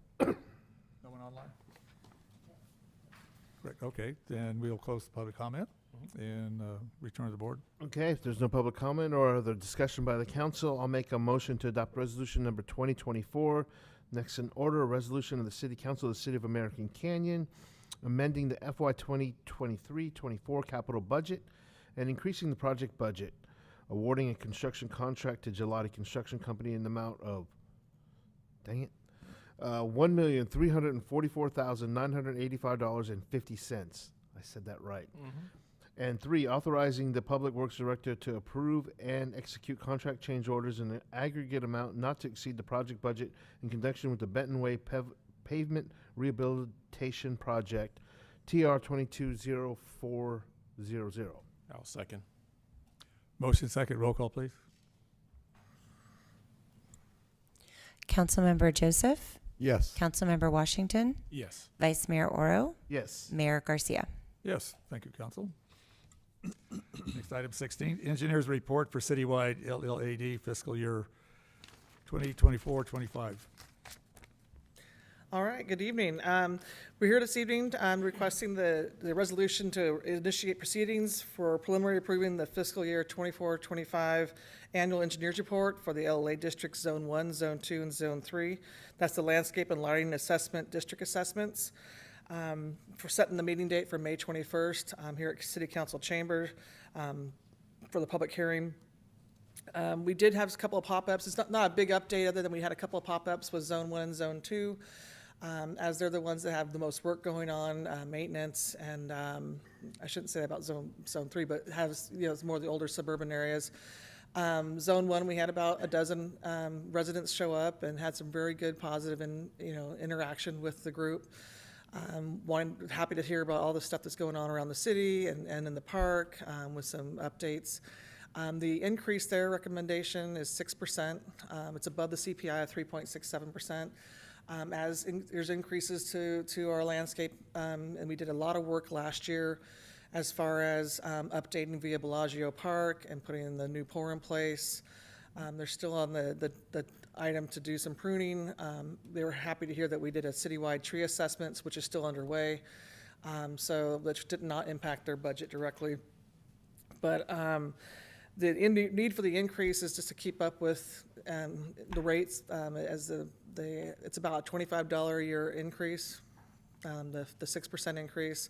The same for Zone 2, which is Vintage Ranch, is about a $20 increase. We're not making any recommendations to the Zone 3 increase, just staying at as status quo because there's enough funding in the reserves if something were catastrophic or increases, even though we are recommending the Main Street Improvement Project, which includes ADA ramps up on the other opposite end of the park, and as well as electrical improvements to the PA system or electrical system down on the park floor.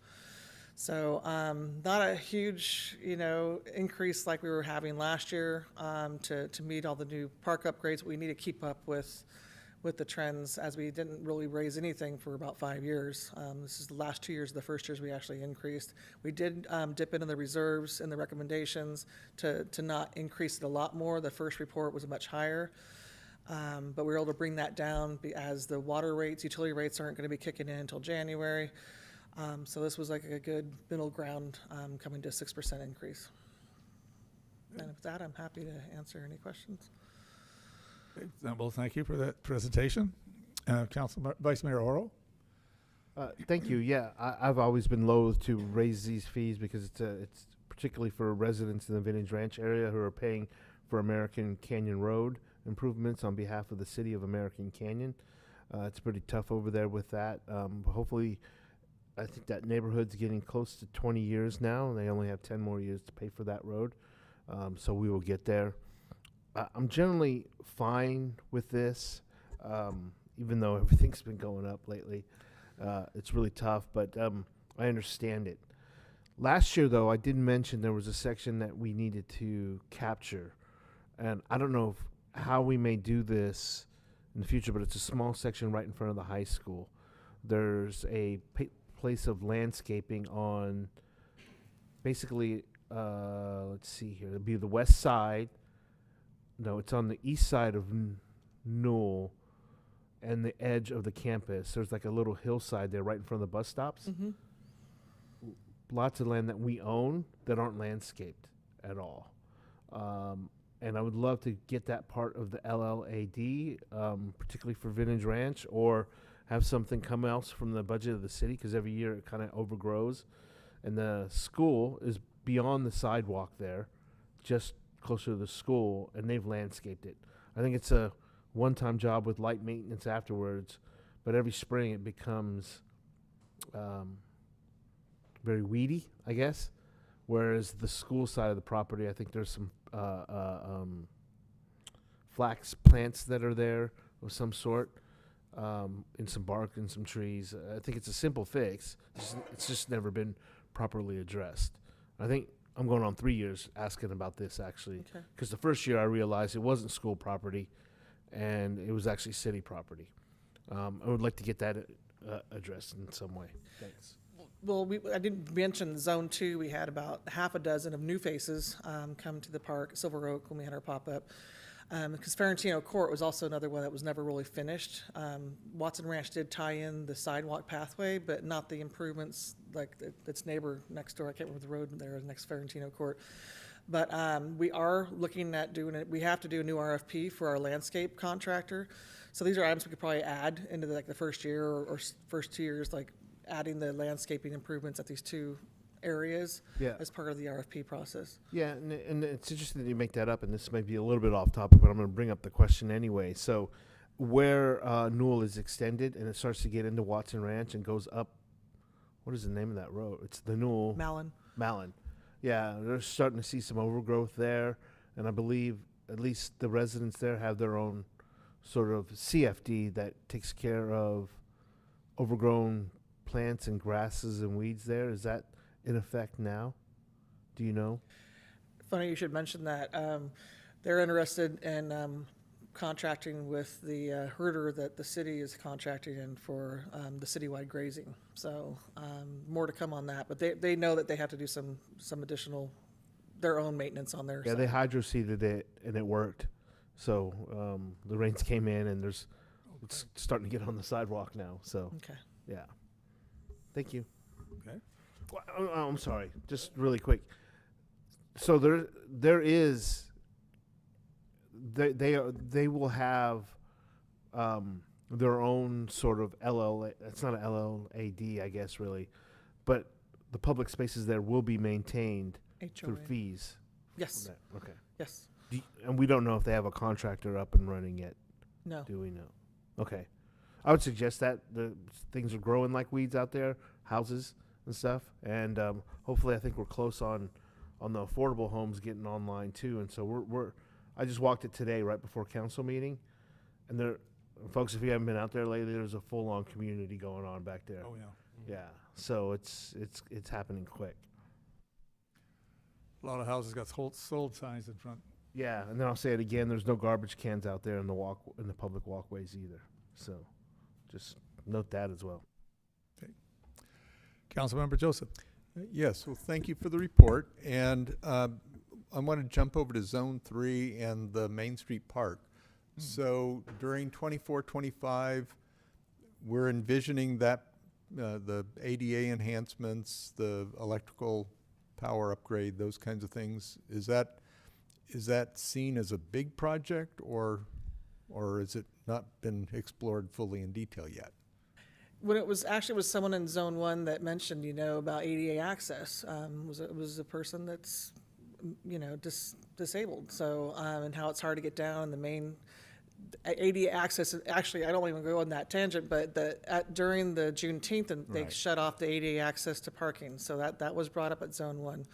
So if you're having one end where the ramp is, then how do we make it a secondary access closer to the other end where parking is made available?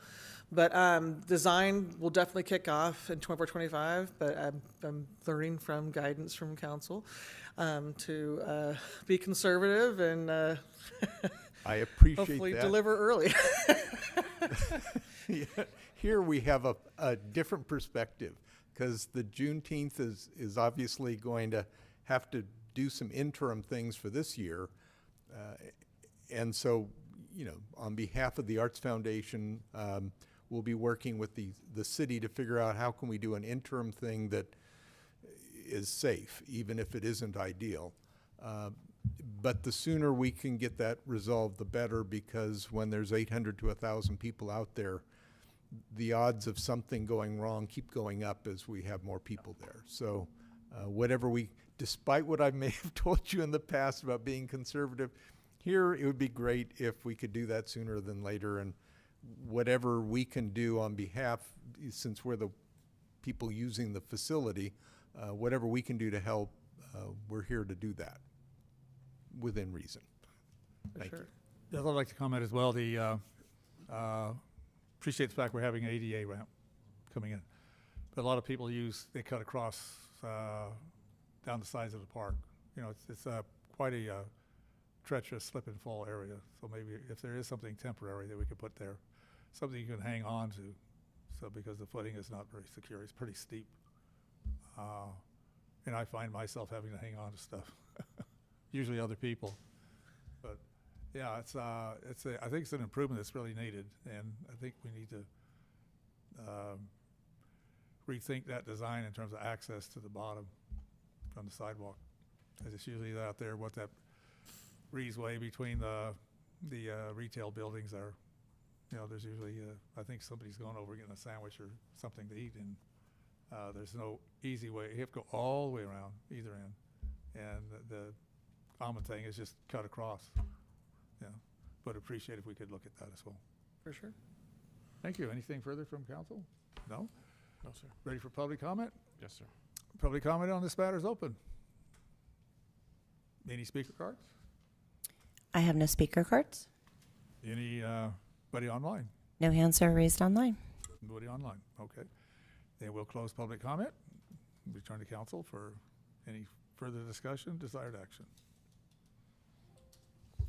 Come on. If there's no other comments, I'd like to make a motion to accept resolution number 2024 next in order. A resolution of the City Council of the City of American Canyon initiating proceedings preliminary approving the 2024-25 annual engineers report, declaring the intention to levy, collect the annual assessments, and setting the public hearing for consideration of the American Canyon Landscaping and Lighting Assessment District assessments for fiscal year 2024/25 for May 21st, 2024 at 6:30 p.m. in the City Council chambers. I'll second. Motion second. Roll call, please. Councilmember Joseph? Yes. Councilmember Washington? Yes. Vice Mayor Oro? Yes. Mayor Garcia? Yes. Thank you, council. Moving on now to our next item, item 17, traffic calming program. Director Smithy's night. Thank you. I'm happy to share that we are bringing forward a traffic calming program update. I'm sure there's probably questions on what's changed since 2011. I don't want to steal the thunder from our transportation consultants, Fair and Pures, that have helped us with this process. I have Steve Brown and Ashley Takushi with Fair and Pures to help present this item. I also want to give thanks to the collaboration across several departments. This wouldn't be possible without community development, police, fire, and public works working on this to bring a solid update to the community and city council. And bringing together, like, all the years we've built, the last two plus years, we've been doing, Vision Zero through countywide Vision Zero plan with MBTA, the local roadway safety plan that you adopted in 2022, the complete streets assessments that followed, last year's speed survey update, and additional traffic calming. So it seemed natural to bring Fair and Pures to help us with this lift to bring it all together. So with that, I'm going to let Ashley take it over.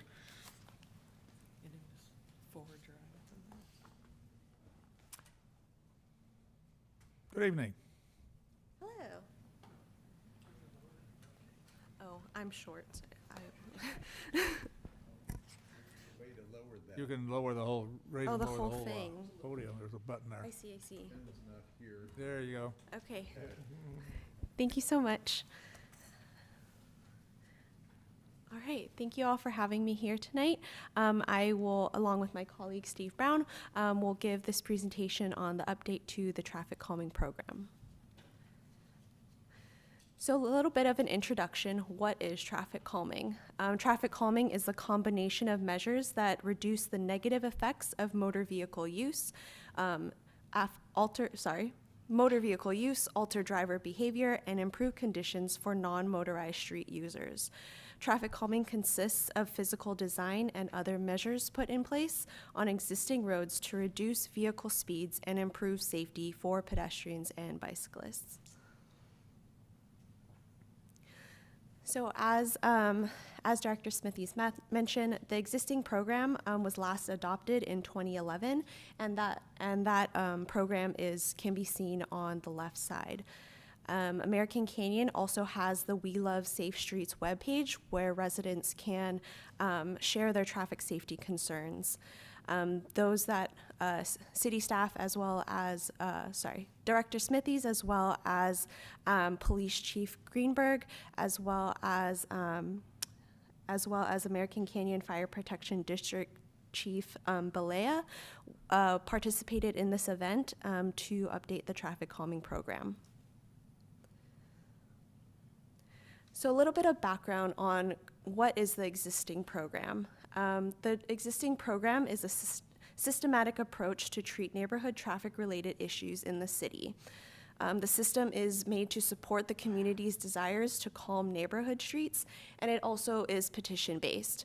So as you can see on the right side of the screen, this is the traffic concern form that residents fill out, which gets sent to the city to then move forward. So talking with the traffic calming group, there was a need for this traffic calming program update. What was wanted from it was to tie to the existing plans and programs that Director Smithies mentioned, like the NVTA Vision Zero plan, the Complete Street Safety Assessment, the Local Road Safety Plan, to name a few. Also, a want for a streamlined process for the approval from key stakeholders, as well as a toolbox categorized by functional classification. So talking a bit about the development of the traffic calming program, what we did to update it was to review the best practices. We had a discussion with Chief Greenberg, Chief Balea, and Director Smithies. We updated the full traffic calming program report, and now we are here for City Council review and approval. In my last slide here, I did want to share some of the prior efforts that were built upon, as mentioned. The Local Road Safety Plan was adopted in 2022. The Berkeley Safe Trek Complete Street Safety Assessment was completed in 2022 as well, and the NVTA Vision Zero Plan was adopted in 2023, highlighting a lot of the safety efforts that the city wants to improve within the community. And now I will hand it over to my colleague, Steve Brown.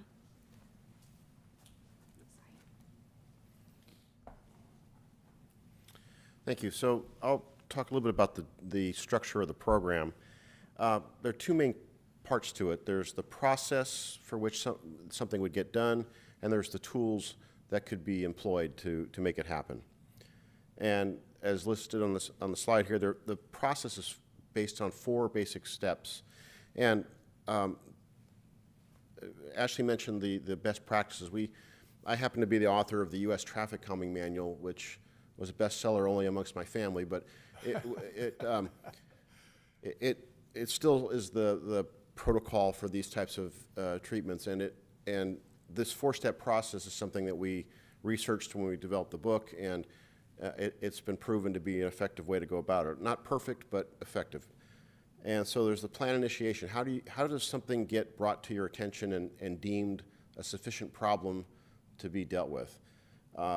Once you've decree that there is a sufficient problem, how do you develop a set of solutions? That's the plan development step.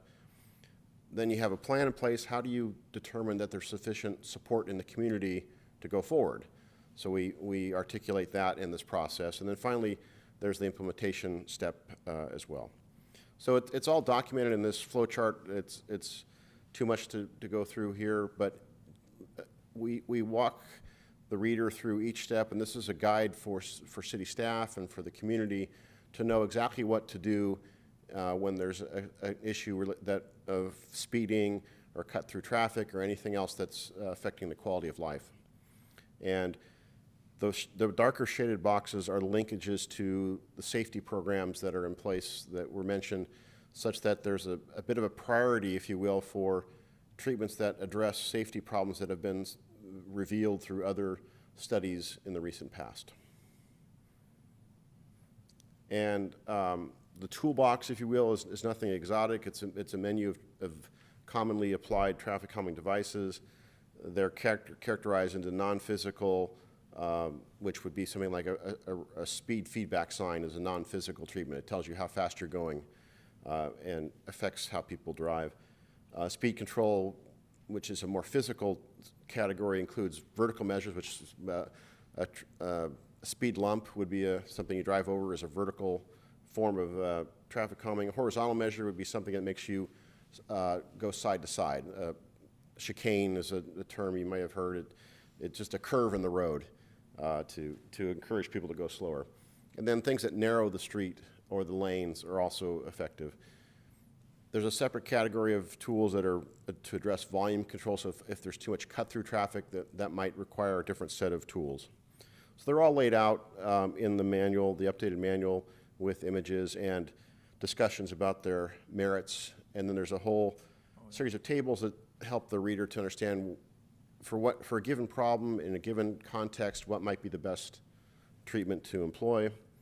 And then some guidance on things like street grade, how much is too much? If a street is over 8% in grade, can you put in a speed lump? You have to make some alterations to make it work in that kind of environment. So we provide guidance on that. So in summary, the benefits of the new program are to tie the efforts that have been done previously to apply them in this process and make sure that the previously identified safety issues, along with ongoing complaints that residents have, can both be addressed through this program, and solutions found to both safety issues and quality of life issues. It also highlights ways to fund these projects. They're not cheap, and so fortunately there are a lot of state and federal sources, particularly for safety improvements. So those are perfect for that kind of funding. And it helps to facilitate the distribution of funding and staff resources, just to try to streamline everything and pull it all together in one neat package. So not a huge shift from what's been done previously, but just a cleanup and an incorporation of things that have happened recently in the city to try to pull it all together.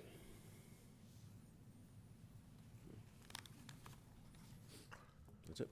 Oh, well, That's thank you it. for the presentation. Councilmember Joseph, comment? Yes, thank you for the report. First question was, you identified the local safety programs and everything else. I know the Bike Coalition got some safe routes to school money to do walking audits around all of our schools. Was that information integrated into the plan or considered? Yes. That's just one of the, we didn't adopt that, but yes, it's one of the, part of the process, Good. yes. The next question is kind of a technical one. I mean, I had a lot of concerns that as I went through and read the whole thing, most of them were answered. So that's a good report that can keep me from asking questions, is probably a good thing. So at any rate, the only area is in the, I guess, the plan support category, where there's a survey and essentially whether the neighborhood endorses it. And it only looks at a 30% response rate, which just seems lower than it should be. And I'm thinking, is there a way to consider something closer to 50%, but not necessarily require a 60% positive? There's something in that process that worries me. The norms in different communities are requiring anywhere from a 25 to 50% response rate. 50% at the high level, 25% at the low. And of those that respond, the typical benchmark is to have 2/3 be in favor. Okay. 67%. So what we're recommending here is a little lower on the feedback, but that's not an upper limit. It's a floor. It's the minimum. Right? Yeah. So if you can get more, great, and every vote would be counted. It's just what we found at that 50% bar is it was really tough to get that level of response. I think earlier there was a comment that in the national elections there's something like a 30% response rate. So it's just a challenge in general. So we based it on our history of doing this. Well, yeah, I can't argue when we can't get more than 30% of our residents to vote. It's kind of hard to say, but we want a higher percentage to comment on roads.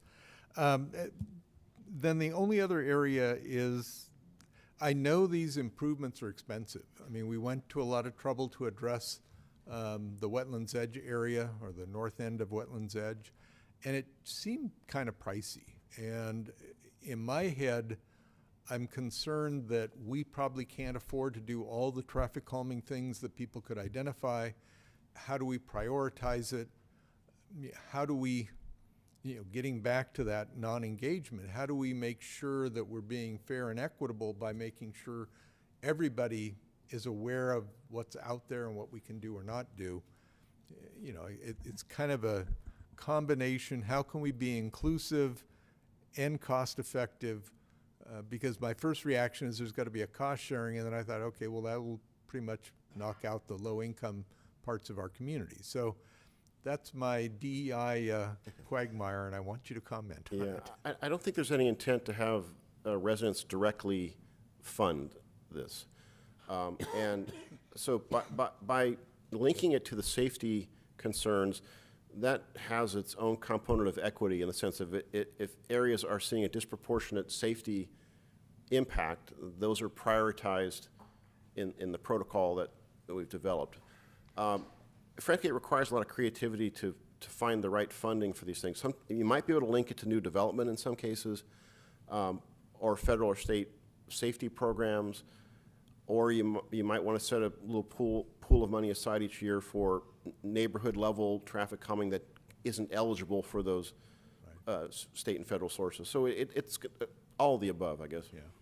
Like I said, my concern, and maybe it's just because of the past history, it seemed like those that were the most active ended up getting addressed, and other neighborhoods that had similar concerns didn't get addressed because, well, in part because we wanted to clean up the process. So I'm just trying to figure out, how do we get the word out to everybody so that everybody knows that they can submit their request, and then make sure we evaluate based on priorities versus you got here first, that kind of thing. Well, I thought that was, talks about that in the program, is that we're not trying to take away from what's already in the plan. Like if someone brings up something that's already identified as something, we're addressing that as funding commits, either through grants, Measure T, or the various projects that council has already prioritized for the city. There is, like for the little evaluations there, we try to budget every year about, I think about 10 grand. I have to look at what we budgeted for this year. I remember last year we did that for traffic assessment. Just so we have funding in there. If we have to do an intersection analysis, stop sign warrant analysis, or, we do try to keep that in there because that would be part of that evaluation, and then come to the next budget. As it says in there, an annual cycle. So you come back to the budget table and say, hey, this is not identified. Do we put Measure T funds to it, to a council vote, or, because you can use Measure T funds for traffic in all our little fund pockets. So then, because that's kind of the impression I had. So basically, people submit their issues, we do a little preliminary assessment, and then kind of put them in queue and say, okay, next budget year, we're going to consider all of these things. That's how the new update is. It's about an annual basis, not on a rolling basis, but we get traffic concerns. That's going to be a rolling concern form. It's a generic form we get. For people leaving their car parked for more than 3 days, or abandoned vehicles. It's not just traffic calming. That traffic concern form is about everything. There's a pothole in the street, but looking at, we evaluate things as they come in, but if it's something that's going to be bigger, that's going to need more time, that's going to be where we try to bring it back to the table a year later. Okay, because I did like that. Or on an annual basis. I liked that process because it essentially said, okay, we're going to look at it at one time and evaluate everything based on priority of need versus who got there first. And then the cheap shot would be, okay, so if I submitted it in August, I got to wait 10 months before I got a shot. But we'd probably take too long, or we would take that long to assess it anyway. But yeah, I think what you're proposing is about as fair as we can get, considering nothing's perfect. So it's still a good plan. Okay. Thank you. Vice Mayor Oro? Great, thank you. Few comments and some questions. When I first read this in the council packet, I wrote down, I mean, I had questions and ideas, and then now that we've done the presentation, had a little bit of discussion, I like it. And the first question I was going to ask was, you know, what makes, is it, the name of the engineering report is from Fear and you guys. Fair and Pierce. Fair and Pierce. That's what I knew it. I heard it 1,000 times. And then he brought up the book. I said, well, what's going to make you an expert in this? And then you actually showed the book. Because I understand you do traffic. I didn't know you did traffic calming as well. And I'm like, oh, man, the guy wrote the book on it. Probably got a copy of the book. So anyways, but I did have a question. You can't win with that if they wrote the book on it, you know. But I did have a follow-up question because I wasn't going to let you get away with it. So give me some examples of municipalities that have implemented this, and how did it work? And can you talk a little bit about the success and challenges that they have had? Yeah, the most prominent example I can give you is the city of La Habra in Orange County, where they had, in 2006, they adopted a similar program, and they've systematically gone through the city and neighborhood by neighborhood treated the neighborhoods with traffic calming, and they've done 20-something neighborhoods, and they've got like 5 or 6 more in the queue. And it's been so successful, they've done it, they do it each year, and it's been well received by the citizens and beneficial. And we've measured, we just did a whole survey of where the results, and we found that the speeds went down in each and every case from anywhere from 5 to 20%. The collision rates had gone down, so all the metrics were positive from having done these things. So La Habra is a great example of a modest-sized city, not an affluent city, that has tackled this and systematically over 20 years made a real big difference. Cool, thank you. So we've been guilty in the past of, particularly when it comes to traffic calming, governing by the loudest person in the room. That's how Wetlands Edge got done. I think that's how Teresa got done. You know, obviously, this is why this is coming before us today. We should have a formalized program. There's another word I wrote down previous to this. In the report, you mentioned sophistication, or there was a word used there that caught my eye of a more sophisticated way of doing this. Obviously, there's an online form that you got to do, and then you go through the process. For Wetlands Edge, we had citizens come in, and they were highly sophisticated. We had video cameras from them, all this stuff. I mean, like, it was the court of law. Everything was in there that they wanted. There's places in town where we don't have that sophistication. Is it going? Do you imagine it being just getting to that 30% of people? How are we going to treat that where people don't actually have vehicle traffic data, and how will we support them in their efforts if they don't have those same tools? One of the new tricks up our sleeves we started last year, we deployed to PD, Public Works collaborated with PD, and we got them 2 portable speed radar signs. So you'd appreciate this. It was on Cookie Hill last year before we started construction about speeding down Donaldson. What are we going to do about it? And so, and why aren't we putting a 3-way stop there on the hill? I think it was Elke. And so we put a couple of signs out there, blacked out, just taped up to existing poles. And the speeds out there they're within range. I think there was a couple of spikes that you expect. There's always that 1 or 2 speeders in town.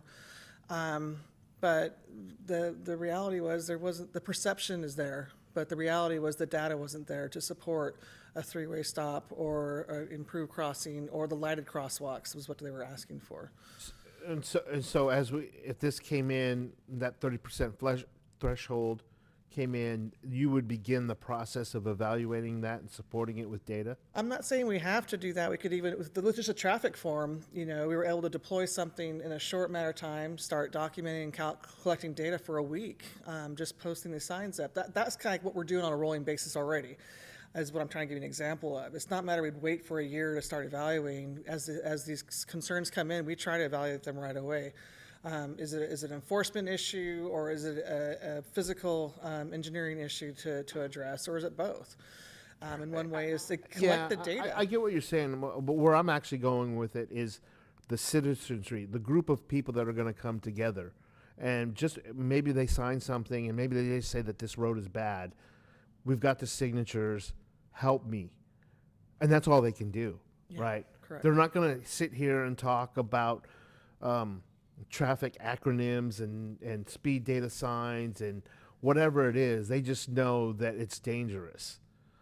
My level, how do we help with a lack of sophistication? I'll answer that one, Steve. So the way the process is proposed is it only takes one street, a handful of neighbors to say, we've got a problem. And then the city then is required to take a look at it. So there's no affluence test, there's no sophistication test. It's simply people saying we have a problem. After there's a set of solutions that have been developed, which would be a partnership between the city and the community, that's when it goes to this sort of vote step for the community to say, yes, we support putting in a roundabout, or we support whatever the proposal is. And so there's, again, no sophistication needed. It's just simply, do we support this or not?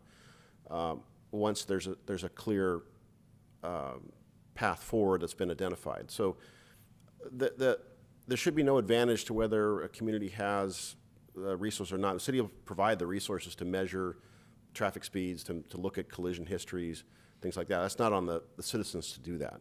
Yeah, okay. And then how is the city going to support this? Is this a staff through Public Works, or, is it, which department, who looks at this, and how do we intake all of this? It goes to both Public Works and the Police Department for review. Yeah. And then usually we don't have to go, which one's this one? We usually already know. Abandoned vehicle is going to go to the Police Department or Code Enforcement, and then a safety concern as far as the stoplight's not working, or we want stoplights, or a four-way stop, that will come to Public Works. And then we discuss it. And Okay. sometimes we have to farm stuff out. Like I'm not a transportation engineer by trade. I could do it, but usually we'll go to a Fair and Peers firm, or one of our on-call contracts, and see who's available to do a peer review evaluation. Yeah, and then if we adopt this, just so I know, because somebody's going to ask me what makes 30%. So there's an intersection. Is it 2 of the houses on the 4 corners, or is it like 5 houses down the street? How do we get to the 30% threshold, and what constitutes that? That's a good question. I'm going to look to the expert. So when the process starts, the city staff would say, here's the area of influence that we think is relevant for this particular issue. So if let's say one street, there's a collection of people say we have a speeding problem, but the city's looking and saying, okay, if we treat that street, it might affect the street next to it on either side. So we really want to look at these 3 streets together, and that would define the boundaries, if you will, of the feedback that you're looking for. So it's subjective. The city staff would have to say, here are the limits of what this issue is, or maybe what the solution might entail, and then from that we want the 30% minimum response and 60%. So first of all, it's a resident request. One person can put in a request. They'll look at it, and then they'll say, you know what? Here's the 3 streets. There's probably about 15 homes you need to talk to. Come back with a petition. We'll look into it further. That's pretty close to it, yes. So, yes. Meaning one citizen has the right to bring up the issue, which initiates staff to begin to look at it, and then go to the next step, which is B on your plan initiation. And then that becomes the project sort of initiation document, if you will? Yeah, the problem identification, if you will, yeah. Okay. Yes. Yeah, I just want to know, because so citizens don't have to walk in with 15 signatures. No, on day one. I think it's a minimum of 3 to start the process, is how it's written now. It's Right, okay. 3 people. I saw that, yeah, okay. Okay, great. Cool. Sorry, just wanted to clarify, because someone's gonna ask me, and I'll be like, I don't know, but now I know. So, Councilmember Joseph talked about traffic calming expense. Yeah, I know it's expensive, but citizen safety is also very important. And I think what this does is allows us to vet areas, right? Instead of just, governing by the loudest place in the room. And we spend a lot of money on safety. Ask fire and ask our police department. And we talk about safety all the time, and traffic through this town, either down the highway or the middle of the roads, is something that we ought to prioritize. And so I think we can find the money in ways, and I think because of, this program, it'll also help us, think through federal and state funding that might become available, because there's a list of projects that are coming up. Right now, I think if we do it, we're like, oh yeah, we could use traffic calming on that corner, but we haven't really thought it through, and we can't apply the funds. And I think this is going to help us sort of funnel that into something that's more digestible and easy to go after in terms of funding. Thank you. Yeah, I think it brings to mind, we've got one right down the street here, Melvin Road, big problem. Cut through, we get a lot of cut through traffic coming on this side of the highway going, and it follows all the way down to Vallejo, frankly. But we're getting ready to do Benton Way. Worked on that tonight. And what applications could we find there to use traffic calming? Because that's probably the most congested piece of street in American Canyon for about 20 minutes, a half hour, because you got a middle school and an elementary school right next door to each other. But your thoughts on that? I mean, it's obviously, I sense there's application of what this brings forward to address some of those issues. Well, yes. So we had the Safe Routes to School walking audit. We also had the Complete Streets Assessment, and that's what we're doing at Chaucer and Hummingbird Way, where they recommended bulb outs, making the shorter distance crossing at the 3-way stops, and, improving the crosswalk improvements along there, just all the, continental crosswalks or high visibility crosswalks, the new bike lanes, the high-vis green obstruction. Is that what you're referring to, all the traffic calming that's going in? Yeah. Right. And that's what we're doing as we do all our Measure T projects and we're redoing the roads. Melvin's another one that the funding to do that one was kind of by attrition through the Napa Cove Affordable Housing Project. Yeah. That we identified traffic calming measures, and the consultants the developers putting those in as part of their project, or we will put them in as part of our project and they reimburse the city. Yeah, So- I'm encouraged by this approach that it gets local residents engaged in the process as well. So, yeah. See, Councilmember Joseph, another comment? Just kind of a follow-up. Number one, the part we haven't talked too much about is that volume control component in the toolbox, that somewhere down the road that might be interesting in terms of dealing with some of the cut-through traffic in town, but we won't go there yet. The only other comment, and it's back to the loudest voice in the room and my concerns about how do we make sure everybody has a fair shot at it. It's back to getting the engagement of, citizen engagement into the neighborhoods. And right now, the best vehicle we have is neighborhood watch groups. And so I think we need to start thinking about how do we take advantage of that foundation and grow it to include other elements beyond just, safety. Well, actually, I guess it's still safety. Now it would be traffic safety as well as residential safety, as well as getting the word out on everything, all the stuff that we offer, services as well as, free stuff. So just, it's slightly unrelated, but actually germane nonetheless, getting the word out to everybody so everyone knows what we can do and not do. Addresses a lot of things, including people who are just convinced that no one cares about them because they've never asked for anything. And you don't want to be rude and say, if you don't ask, we won't even know you were thinking about it. So just as a footnote, we need to think about how do we improve our neighborhood engagement? How do we improve our neighborhood delivery services. And part of that was the Reheart Safe Streets program, trying to roll that out, get street ambassadors. I want to say Councilmember Washington was the first one to submit on that, and it's been, I didn't get the latest stats on that, but it's been dismal. Talk about less than 30%. You know, the community, we talk about traffic calming, and they can't even get that drum to keep rolling and getting their free stick on their window of their vehicle. So that's a battle we have to face on everything, as getting the word out. I agree. I just, and that is my big issue, is how do we engage people? And it seems to me if you can get them into a small neighborhood meeting and say, this is what we do or don't do, I mean, people are willing to ask questions if they're right there. They just, you know, the idea of having them fill out a form or finding it online and all that apparently is just a bar too high sometimes. So we just need to think differently about how we engage. They find Facebook. Yeah, well, we have an opportunity with National Night Out coming up in August. Sure. Oh, you want to? It's one, I mentioned La Habra. One of the things they did that's been very effective is they do a lawn signs kind of program, much like a political sign that you often see in political season. Is they'll put a little sign out that the city makes that says traffic calming being considered in this neighborhood. A date, you know, put the date for the meeting, and they might put it. And they ask people, is it okay if we put it on your lawn? And they'll put it, you know, various points in the neighborhood, and that seems to be a good way to get the word out. All right. I know where you can get a lot of those H-frames. We ready for public comment? Yes, sir. You got any speaker cards on this? Or anybody online? We have no speaker cards, and let me just double check. There are no hands raised online. Okay, very good. All right, then we'll close public comment on this matter. And council, we have action here. Whoop. Well, my computer just went to sleep. If there's no other comments, I'd like to make a motion to accept resolution number 2024 next in order.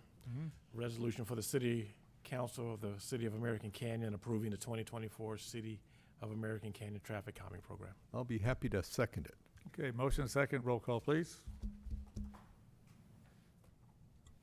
Councilmember Joseph? Yes. Councilmember Washington? Yes. Vice Mayor Oro? Yes. Mayor Garcia? Yes, thank you very much. Thank you. Looking forward to this. Okay, next up is 2024 Water Supply and Demand Update.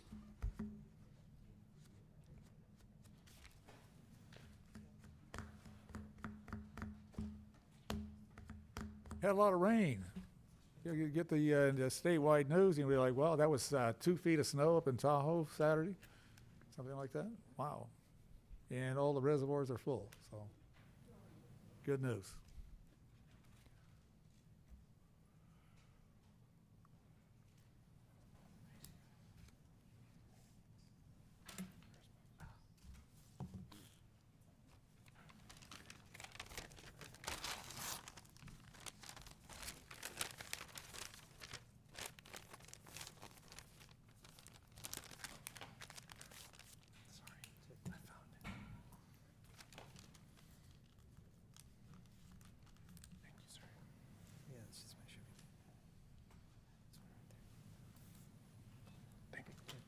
Okay. Good evening, council. Good evening, mayor, members of the public. Good news, City of American Canyon has enough water supply to meet its demand. I did find a discrepancy in the staff report. In year 2023, we consumed 2,435 acre feet, which is still a 15% reduction compared to 2020. In 2020, our water consumption was 2,884 acre feet.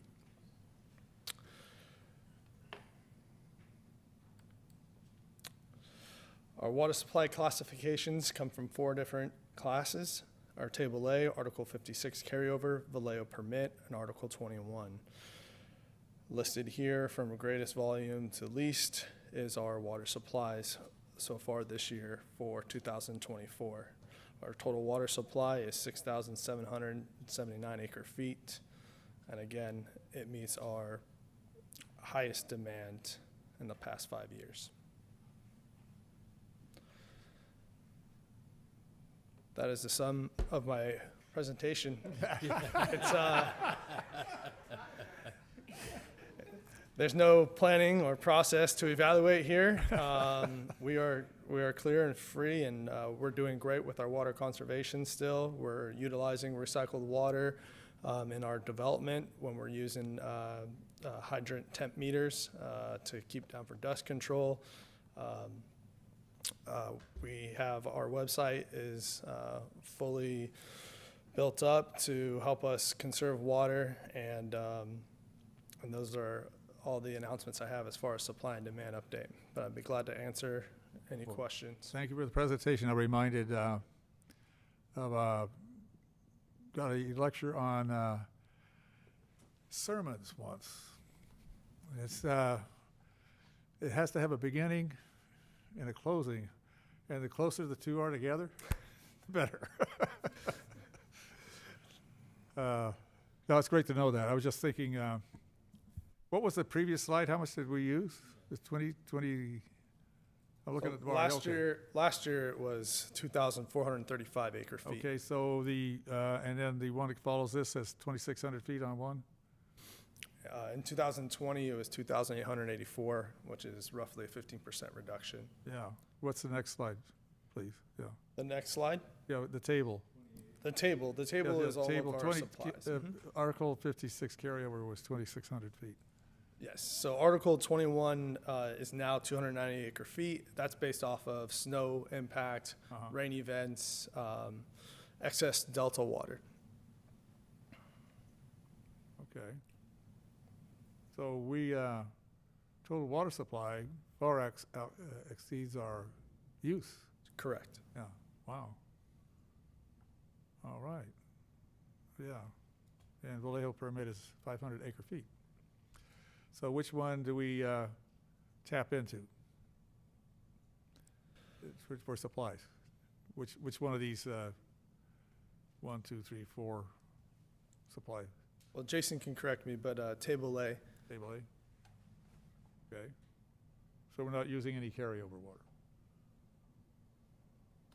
Yeah, each of these sources has some unique characteristics, and I think that one of the important points to note about this table is the carryover water. It's like the old analogy. Remember back when cell phones had rollover minutes? Remember you pay for 1,000 minutes and you roll them over to the next month. There's always those little asterisks, right? You can only use it for a little bit and they go away. Well, that's what a lot of these things. So the carryover is last year's water that we didn't use. It wasn't all of it. We didn't get to take all of it minutes with us. And the amount of minutes we get, in this case, acre feet, we get to take with us is dependent on the overall kind of state water project. So in years where the state water project has a certain allocation, we get to take more. In other years, we don't get to carry over as much. But our carryover water from last year alone would be enough for our use this year, roughly. So I think that's an important piece. The Vallejo permit water is an appropriative right to the Sacramento River, and that's use it or lose it water every year. So we get 500 feet. If we don't use it, there's no carryover. It's gone. Okay. So, and just another total step back. This is all paper. I mean, there's actual water in the Delta. This is an accounting function, and it's how the state looks at it, State Water Board, State Department of Resources. It is just an accounting function. Our water comes from water that sits in the Delta, and where that exists on paper is this very intricate science and law, but we're talking about just the paperwork here. So the Vallejo water goes, it sunsets every year, so we like to tap into that first, because if we don't, then we have no chance of carrying it over. It comes as raw water through the State Water Project, and it's considered non-project water. So it comes to us raw. We do pay for some transportation charges. We don't have to pay for source charges like we do with State Water Project water, but we do have to pay for the transportation charges. So we try to use that first. Someone kind of got hit with a big, enormous cutback, and if you caught that in the news. Correct, and that's... We're not impacted by that, I hope. Yes, that's I think referring to the Bay Delta plan, which is going through its different macerations right now. Yeah, exactly. One of the other things, so Article 21 water is interesting, because it really doesn't exist anywhere but on paper. And so it is a function of what's happening in the real world. So in this case, we have high flow events, high melt events, and there's excess. The delta is considered in, quote, excess conditions compared to some standard measured from some other standard. And when that's the case, diverters like the State Water Project are able to divert water if their subcontractors want it. And so we don't have to pay for a cost charge for that either, other than straight transportation, and it doesn't come off our books. And so, we'll take Article 21 water whenever we can get it, because it doesn't come off our ledger, if you will. There's still monetary costs, but it doesn't come off our ledger, and you can't carry it over. That is another example of you can't carry it over. So we tend Use to it or try to lose it, yeah. and it's only there that, the Vallejo permit is always there each year. We get 500 feet, that's an even number. Article 21 varies throughout the year. And so we tend to run the first 3, 4, 5, 6 months if possible. We tend to run that first half of the year on those two supplies. In a good year, the Article 21 keeps flowing. We'll keep tapping into that, and then we'll kind of tap into the Vallejo permit. There's sometimes maybe when the delta's not in excess anymore, say in February for whatever hydraulic reason, then we'll tap into the Vallejo permit. So we tend to feed those two first. Then we hit our Table A, and then our carryover. And in fact, the carryover and the Table A are really the same ledger. It's just how they're viewing an accounting function. So Table A is the basic water we've contracted for with the state. We've contracted for 5,200 acre feet, and they said we'll give you 5,200 acre feet, but it also came with this little asterisk, and that asterisk has gotten massively bigger in the years since litigation, environmental concerns, et cetera. And so this year we're getting, is it 60%, 65% is our? 65. 60, For yeah. north of Delta. Yeah, for north of Delta, that's a great point, Dominic. So our table gets a little bit different formula than most of the other contractors, particularly ones south of us. They get a different formula. Their number is like 40 or 45 or something. Our number is 65%. And so that 3380 represents a fraction, 65% of the 5,200 that we've contracted for. Reason being is south of Delta has more more regulations than the north of Delta, being further up, closer to the bigger reservoirs. Okay. So we just have less. Councilmember Joseph, your light's on. Yes, a couple of questions. Number one, on this table, where does the roughly 2,000 acre feet of treated Vallejo water that we've paid millions of dollars over the last 25 years, where's that show up here? Off book, to use it to keep the accounting thing going. So we keep that. That is it's treated water, number one. Right. So this is just a list of raw water. But number two, it sits there separately because we could use between 0 and 2,045 acre feet per year. It's 100% up to us. And so where we will use that water is filler a lot of the times. There's certain times of the year we may need to fill in with that water. We have 80 or so customers off of High Ridge who are always using it. The high school is always using it. So we have some real low baseload customers, a real low volume of baseload customers who are always using it. We tend to want to, as we start thinking about supply, we're really thinking in terms of raw water. If we get into the case where, for example, our supply is not going to exceed our demand, then we start looking at, does that treatment make up the difference? Do we need to go into the marketplace, procure additional raw water supplies, et cetera? But, so I suppose if there was a rhetorical question, does American Canyon have the water? The answer is we apparently have 2 times as much water as we need, and that's before we consider the Vallejo treated water. Correct. Just if anyone were asking. Correct. The second part, if we could go back to the first slide, and this is just for visual effects. If you could throw in another line that had our population so that you could show the fact that our population is going up as our water use is going down, because that is probably the most incredible thing to me, is we're using 2,400 acre feet of water right after we got off of a year. I mean, we haven't been in a drought for 2 years now, and normally the water starts swooshing back up because drought's over, it's back to business as usual.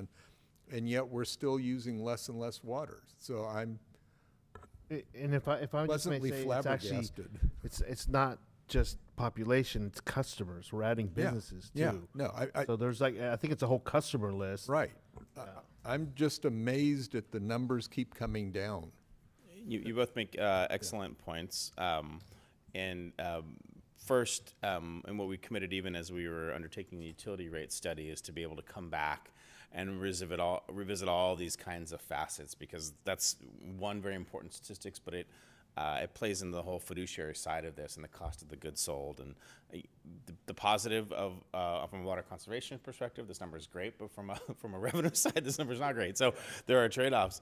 But what we've committed, and part of what you'll be seeing 2 weeks from now in our initial budget proposal, is to talk about a position, a management analyst position, working in public works, who's going to be able to live and breathe and work in these numbers for the utility systems, to be able to bring graphs like this, even more extensive data, because it's complicated. We, again, with the 4 or 5 raw water sources, the treated water sources, how many customers do we have? How many businesses do we have? What were their demands? What was their zero water footprint? And how, all of the auditing of those uses, being able to pull those into a real comprehensive picture to show those trends. But you're exactly right. As we have added customers, residential and non-residential customers, we've also seen a reduction in demand. And actually, interestingly, the first presentation we got tonight on Tier 1 and Tier 2 and some of the plumbing codes is a big driver in a lot of this. The plumbing codes today result in both commercial and non-commercial uses that use less water per person per square foot, however you're measuring it. And that's a function of code. It's not a function of consumer behavior per se. It's a function of having newer stuff that uses less. In a community that's got all old stuff, they're going to use more. And an add-on, just from like a maintenance perspective, the water division fixes 5 to 7 mains a year, and we don't always identify them that year. We don't know exactly when it may have started. So you could have done 5 mains last year, but 4 of them could have started back in 2020. So as we're catching mains, also potable water services, so customer service connections, over 30 a year. Currently, right now, we're roughly 20 this year have been repaired for customer service lines. So I think our drought strike team in utilizing utility billing, public works, and the water division, all striving together, making the impact. And again, from a maintenance perspective, it looks correct to me.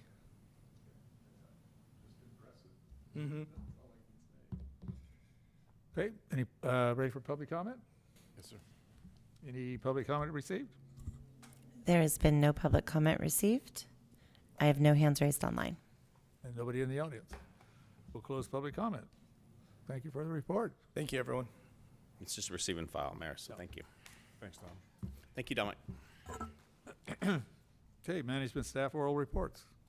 Allie has a report, but before she gets started, we'd be remiss tonight if we did not acknowledge Municipal Clerks Week. We had 8 or so presentations and proclamations, and we would have ordinarily had a Municipal Clerks Proclamation, but our clerk graciously declined to do it this year to get us out of here a little early. So I wanted to thank Teresa Gilfus, of course, Cherry Walton, Nicole Hall, and all the other staff who end up supporting and working in the city clerk function. So thank you.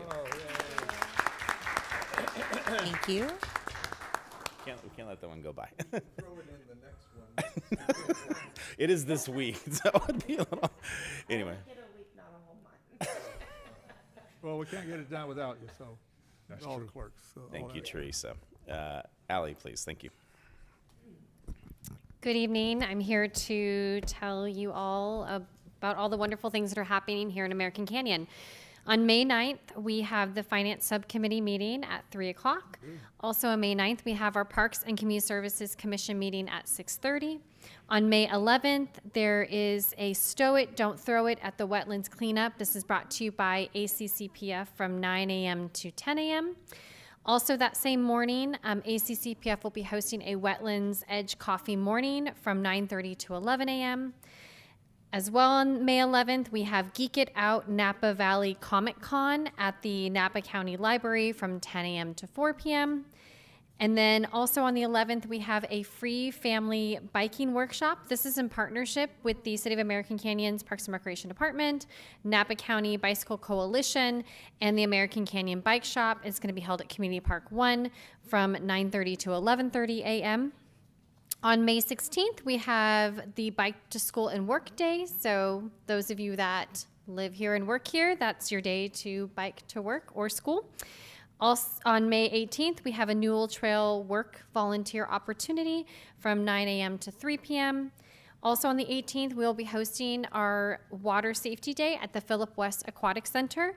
This is a free event to the community from 1 p.m. to 4 p.m.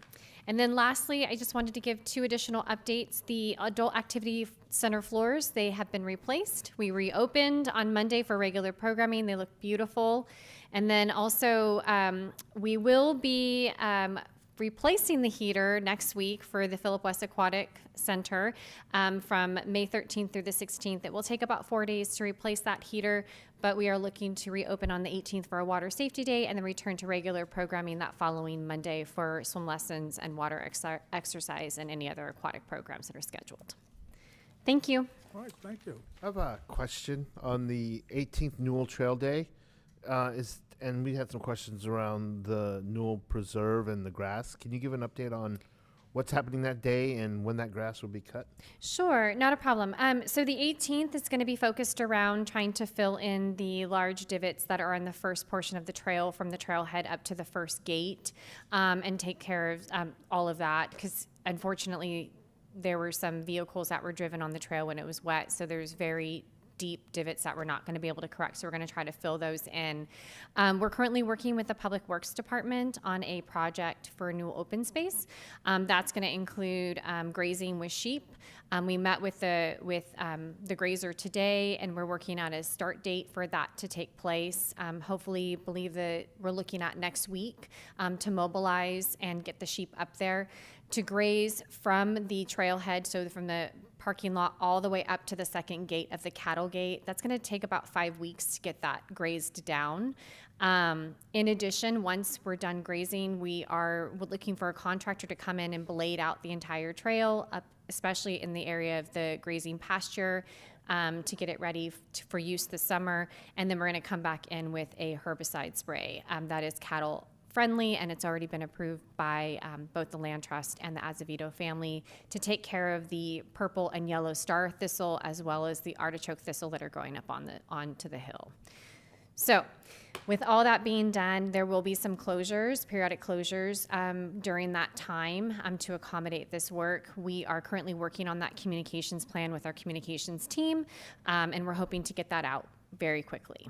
Yeah, nesting birds, do they have anything to do with this?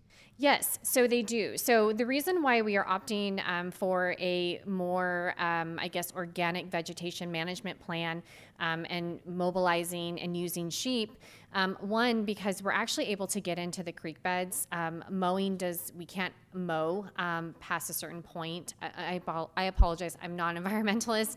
I just know that you can't mow into the creek beds. And then also during this time, we have bird nesting season. It usually goes from about May to November. Before we can actually mow up there or any in our open spaces, we have to go out for a bird survey where an actual person comes out, they survey that, they give us 48 hours to come out and mow. We have to mow consecutively. If we stop at any time, then we have to go out for a new survey. If at any time during that bird survey they actually find nests in the ground, they actually will not allow us to mow. So the grazing itself, by utilizing the sheep, allows us to go around that because it's more organic, it's a more natural process to do vegetation management. So that's why we're opting for the grazing this year. Thank you. You're welcome. Does the sheep, does that conflict with Azevedo's grazing? Or No, very good question. No, so what we're doing, we're not touching any of the land that's in the cattle pasture area. We're really focusing on the first stretch of the trail from the parking lot all the way up to the second gate. And again, getting down into that creek bed, we have a lot of blackberry and some interesting things growing in there. And the sheep like it. So they're actually going to take care of a lot of issues that we really haven't been able to address and thin it out and clear it out. And hopefully with them doing the first pass, so they're going to go first up and then they're going to come back down. The great thing about grazing is it also helps with the tick population. I know there was some concerns about ticks up there. With natural grazing, naturally the animals are going to take the ticks with them. And they push the tick population back away from the trail. And we're actually going to be able to hit a lot of the vegetation off the trail so that way the grasses don't grow back as quickly. This first round is in partnership with Firewise. So we are working with Firewise to do this first round. And then the second round, we are looking at coming back around in the fall, maybe around November, we're thinking. But that's going to really be dependent on how fast the grasses grow. Thank you. You're welcome. Just to follow up on that last point, really grateful for Napa Firewise and their contributions and sponsorship of this particular first effort, and thanks to Chief Bellier for helping to pull that together, and we're excited to see them get out there. We were successful with the kind of experiment with the sheep last year, and we're expanding our sheep empire as we speak. All right. At some point, we need to, are we thinking about actually owning the sheep and having kind of our own in-house crew? To the extent we can utilize contractors, it's always Works it's out often very well. more efficient. Yeah. We're certainly starting to build a partnership with this group, and we've solicited others. And so we do think there are a lot of really great aspects. It rained a bunch this weekend. We couldn't get up there. It's not going to dry out for vehicles, for mowers, for probably 3 to 4 weeks. So absent bird surveys or any of those other things, it's wet. So like we wouldn't, in fact, some of the ruts that we are having to fix on this trail day are for people who are illicitly up there driving. I think we had some PG contractors are up there. I think we had people doing different things up there. So, we've had people using that and making damage up there. So we're going to fix some of that, but it's wet. And so that's one of Hess the property had a challenges. lot of sheep on it that was north of here that really took care of it. They used to have a tractor, but yeah. So I don't think we'll have a city shepherd, but we're certainly looking to partnership Very with these folks. All right. Thank you. We have a city baker in-house that we're looking at filling that position first. Okay. There's a caretaker, the land trust allows for a caretaker unit at Newell. So if we ever did get a sheep herder, he or she could be living in that cabin.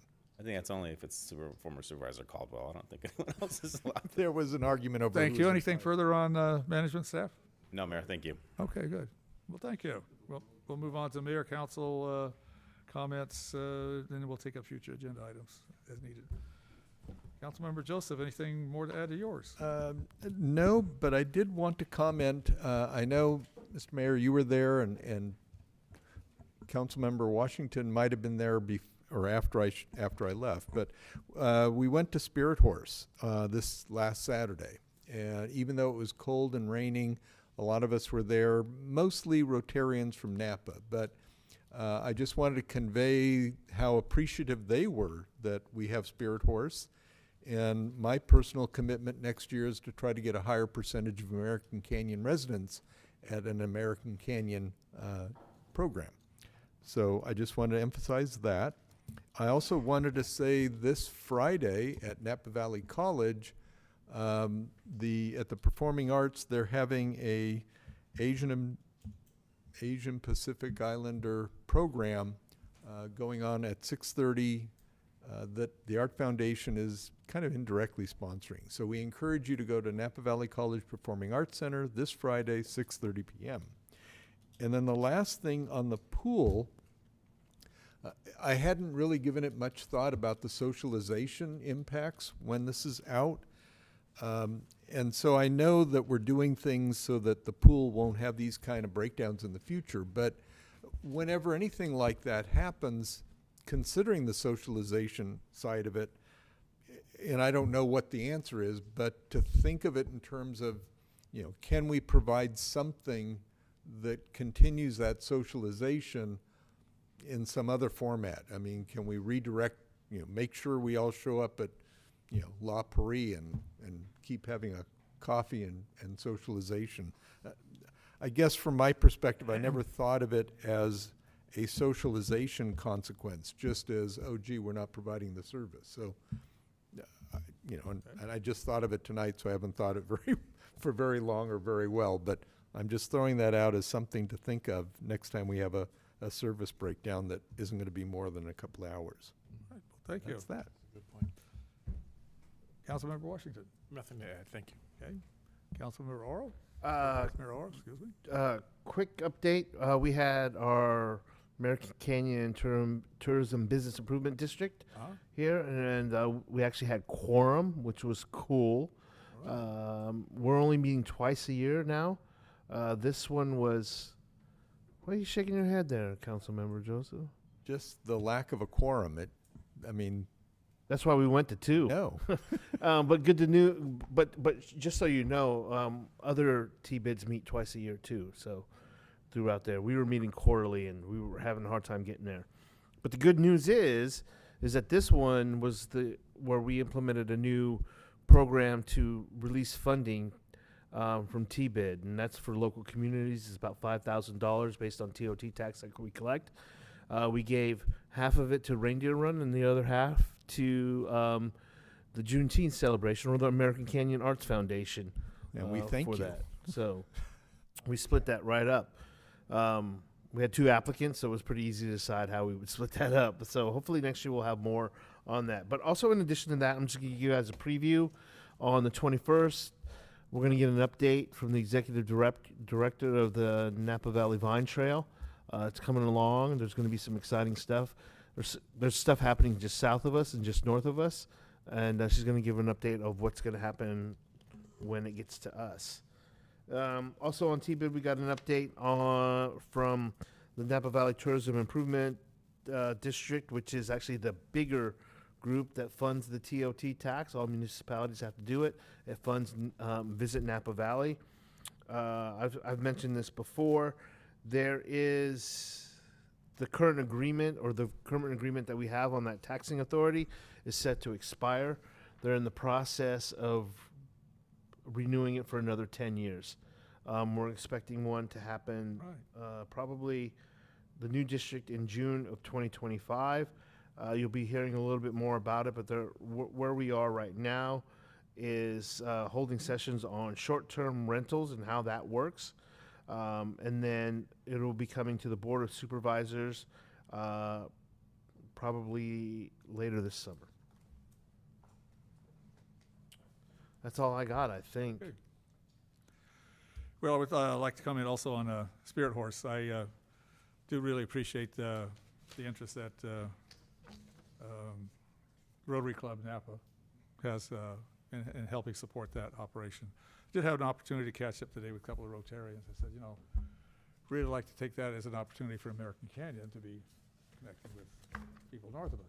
So I said, because I pointed out, we have that our trail out there that we can access 14 miles, exercise equipment outside. Just come on down. Some of them like the bicycle. Actually, one of them comes down on a pretty regular basis. So, okay, well, there's something we can grow. Bonding communities together would be great. Volunteer Recognition Ball was great. It was great to see that back. I think Councilmember Joseph and I remember when we first put that together, 2001, I think it was. And it has always been a way to acknowledge the contribution of people in American Canyon. I think that's really the spirit of the city, and shows where the heart is in terms of taking care of the community. And it just blows me away how much volunteer work is accomplished out there every year. It's just enormous. Had a great landmark event for myself, and thank you, Councilmember Joseph, for being there. The Community Action Napa Valley. We opened, had the grand opening for our food bank. It's right there on Kaiser Road in Devlin. It's just, you can't miss it. But a huge showed up. It is about twice the size of the facility we are moving out of that we rented for $9,000 a month, but we own this one. And it's consolidated a lot of the other food activities that Community Action Napa Valley does. Pointed out that it was established in 1965. Was known by was an issue that President Johnson took forward, known as the Napa County Council for Economic Opportunity. That just kind of rolls off your lips. Just this Community Action Napa Valley is why we changed it. I've been serving on that board for probably 25, maybe going on 30 years. I can't remember. It's been a long time. But it was a great inspiration today. And the amount of service that it provides for people is outstanding. Here's an interesting one here. North Bay Watershed. We had a presentation from BCDC, that's Bay Construction and Development Commission. They're looking at doing assessment on sea level rise and the impacts. I think there's at least 4 sewer districts are going to be impacted. We're going to have to move. Impact on other jurisdictions as well. Canal District in San Rafael is very vulnerable, and it's, I don't know how many thousand people live in that area. So this is kind of a way of getting it out there to, it's a Senate bill, I think it's 283 is the number on it maybe. I think it's SB 272. Could be. Because I'm on the BCDC's local electeds Okay, sea then- level then you got that- adaptation you got the number thing. right, yeah. Yeah, so I'm on the other side of Yeah, the equation. My computer died here. But, it's a way of looking at what are we going to do about it? I mean, 4-foot assessment is one thing they're starting with. If you saw where we were with the king tides down at the creek there by the middle school, you got tules that are now wet that were not wet before. What if you had a king tide and a big flood going on at the same time?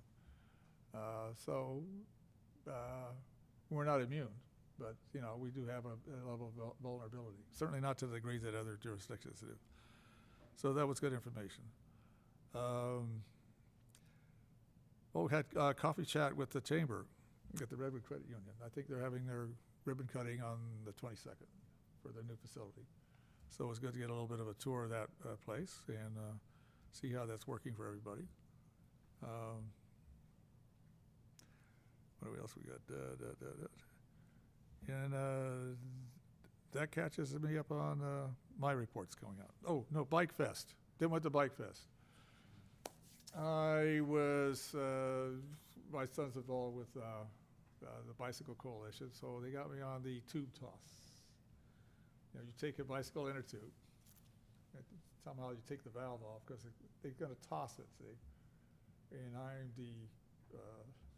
You're the pole? I'm the pole.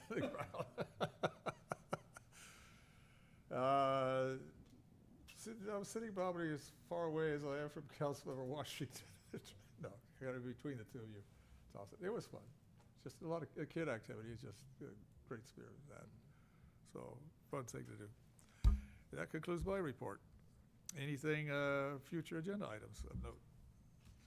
We got a list. Appreciate the fact that we look forward to our activities in that respect. Nothing? Okay. Then we have concluded our work for the evening. We are adjourned. Thank you all. Good night, American Canyon.